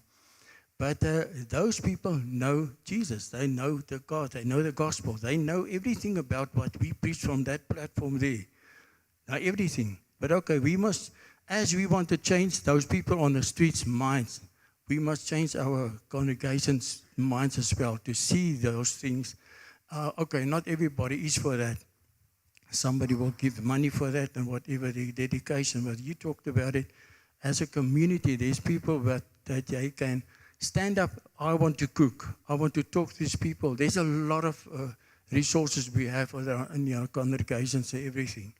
That those people can see, let's go talk to these people. Let's bring them in church, those on the street, so that these people can be served and looked after. I mean, I know drug is just a bad thing to help people out of it. There's some results here as well. There's well, not very much, but there is results that people decided overnight, I'm stopping doing drugs from now on. And there's bad cases here. I suppose you know that as well. To reach those people and to change their minds. But the whole thing is, what I want to tell is, we must change those people's minds. You see, let's hear, hello, how are you? Have a nice day. God bless you. Whatever you want to tell them. I'm seeing you. I've got to give you attention. I want to talk to you. I want to be your friend to see, let's hear. Okay, unfortunately, you say, do you have money for me? Okay, usually my policy, I don't give them money. But as well, I do. Some people do give money, but not for drugs. They say, see, they start using drugs. I said, okay, no. But my first policy is I don't give them money. But if I have some food, I give it to them. I don't buy food for them. I just get the food that I don't use. I don't want to throw it away, give it to the pigs or whatever. I give it to them. But okay, that is one thing. Let them see you, give attention to them so that they know we are wanted. We talked about that.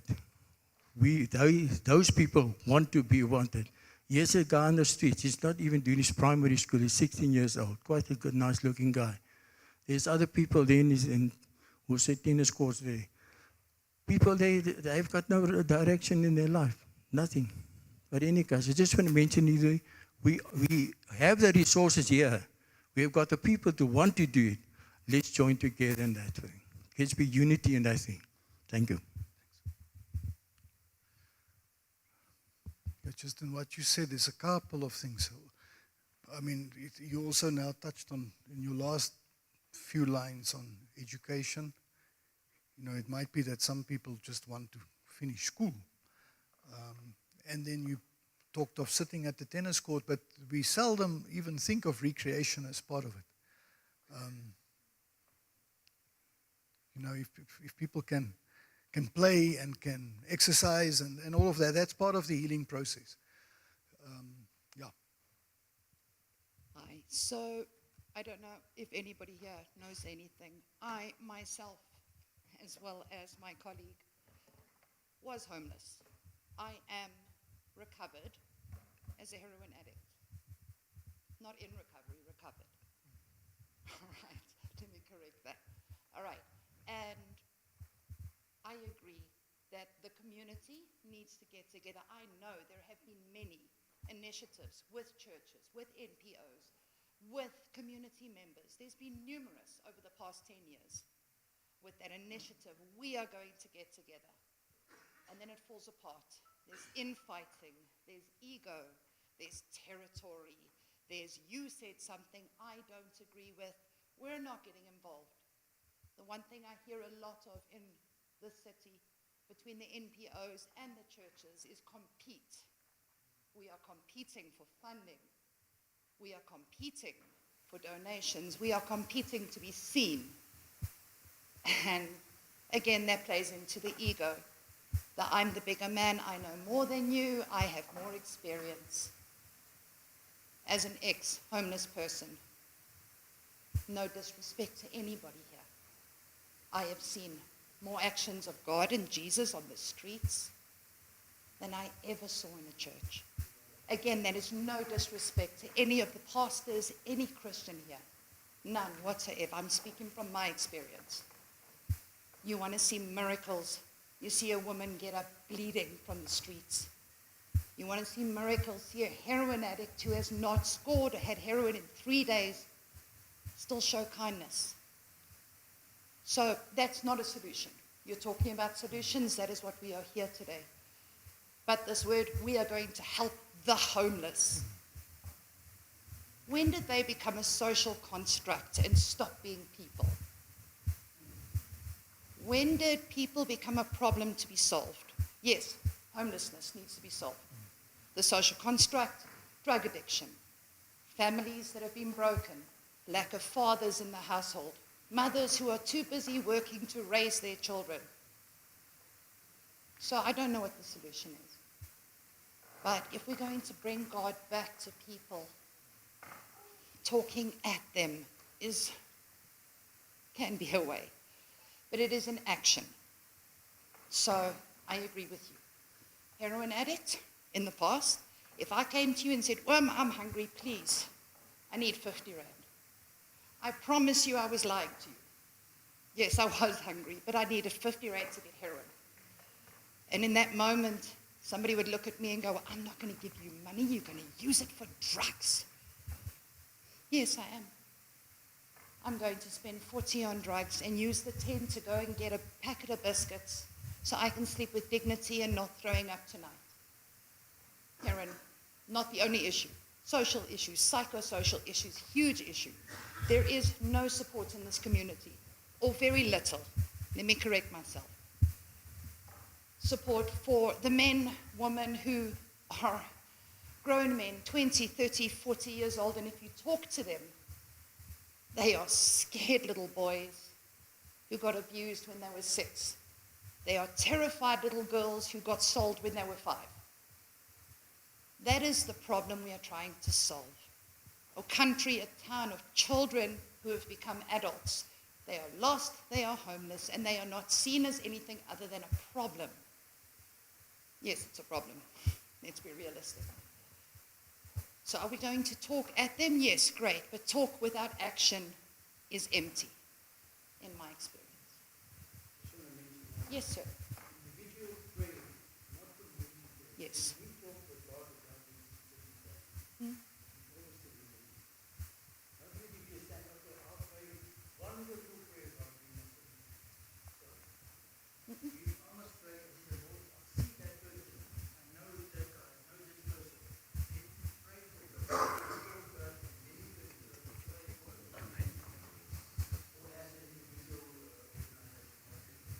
I 100% agree with you. Again, I am not at all dispelling the power of prayer or God. I have seen it every day in my life, and I see it now. I'm over 9 years clean. I help the people We try and help the people in this community. And yes, there's that whole thing, toxic charity. Oh, what a catchphrase. It's such a viral trending word.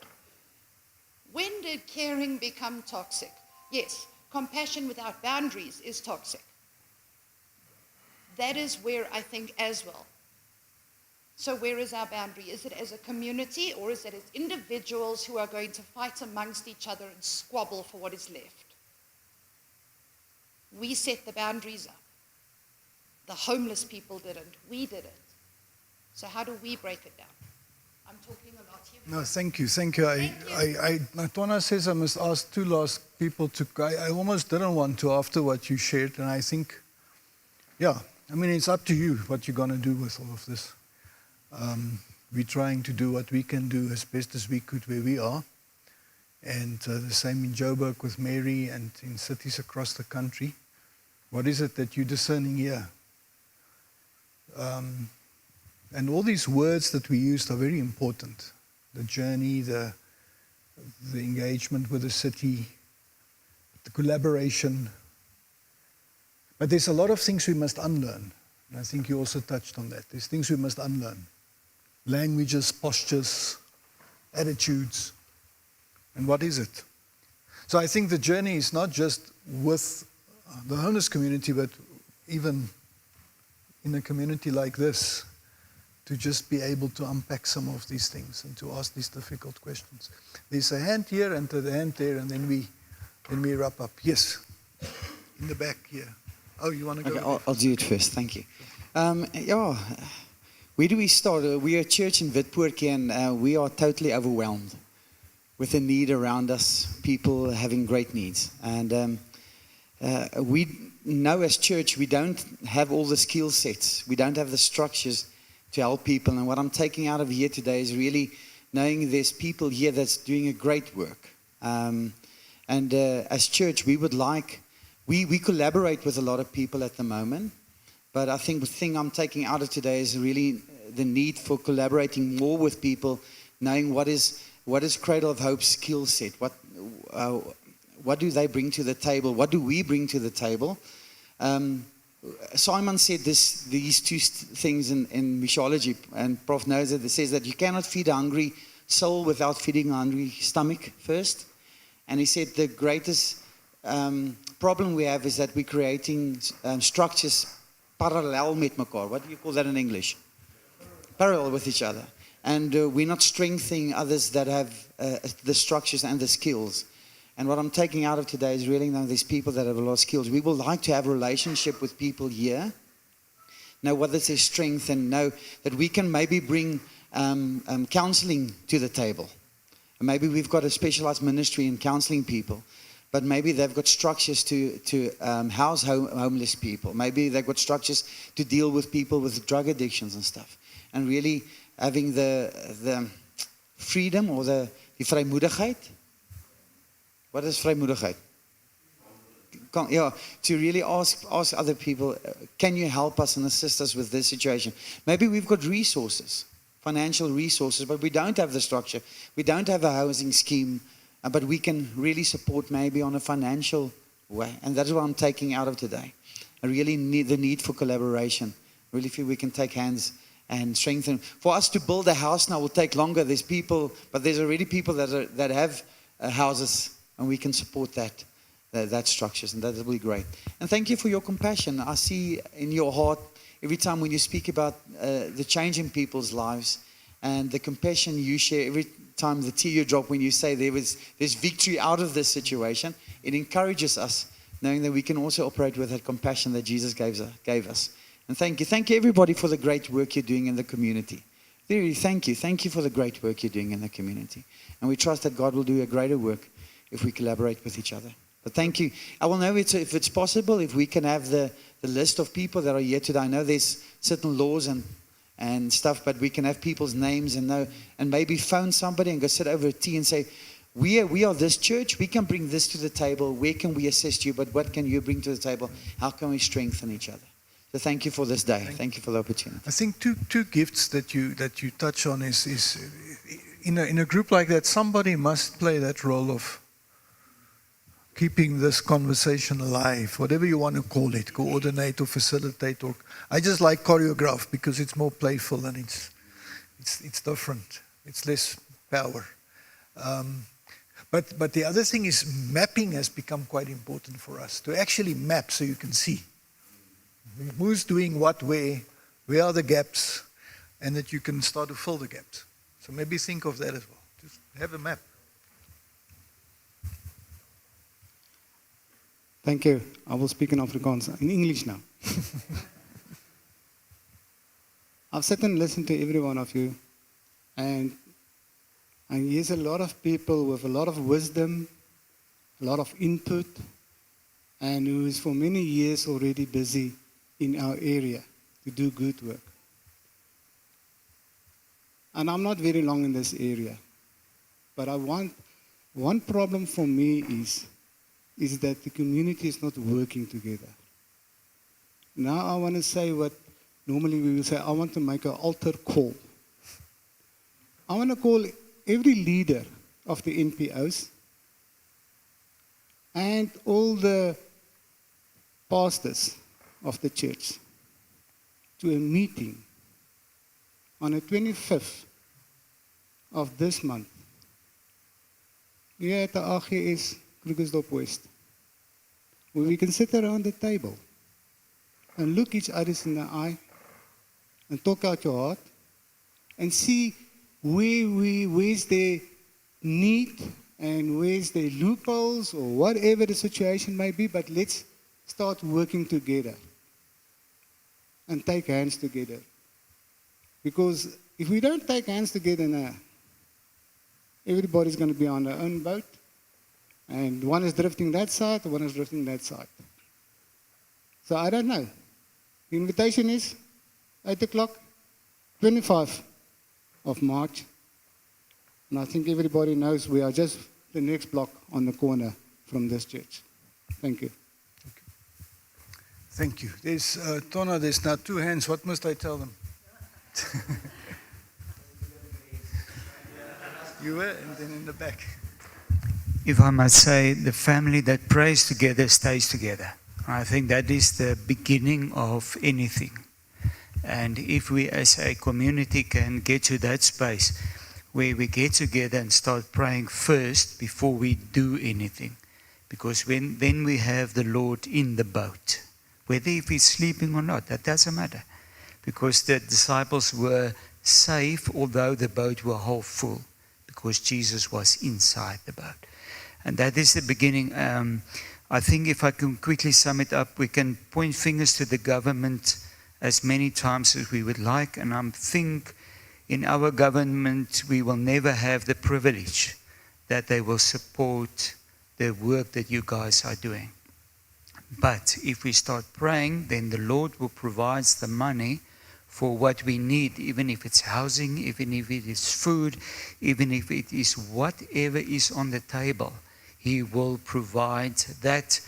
He will make the persons that serves the devil to give us the money to use for the work of the Lord. That I've seen so many times. So that prayer is my bottom, my foundation, not the bottom, the foundation. I'm translating again from Afrikaans to English. My foundation, and from there we take it, and there we will be prosperous in the Lord. Quick testimony, a lady that's son had cancer from 6 years to 10 years, and then he passes away. She saw a need, and exactly the same need as we have here today.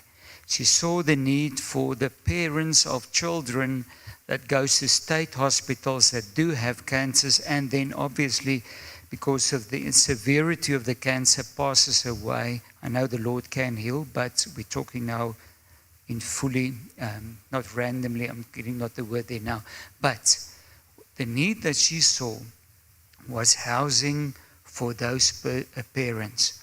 And she went, I think the first hospital was Baragwana, the one down there by Soweto. She went there, and for many years, she made the discussion with them, and they got to an agreement. And she got one of those flats that was fully flooded, that was fully broken, that was fully everything. The toilet, the water, and everything was running down the steps, etc., etc. And she asked them if she can hire those facilities, and I think she got it for 99 Rand a month, if I remember the amount correctly. And then she walked out of that first meeting where she gained the building, and she said, Lord, what now? Because she realized the reality were millions to repair and build it into the facility that she wanted it to be. And as she walked out there, the first phone call that she got, it was, let's say for argument's sake, 150,000. Then the second one, 500,000. And so it just came to pass that the one call after another, she had the money, and she shows us the slideshow of how the buildings looked before and after. And she changed every single room into a bed, dining, sitting, what shall we call it, kitchen,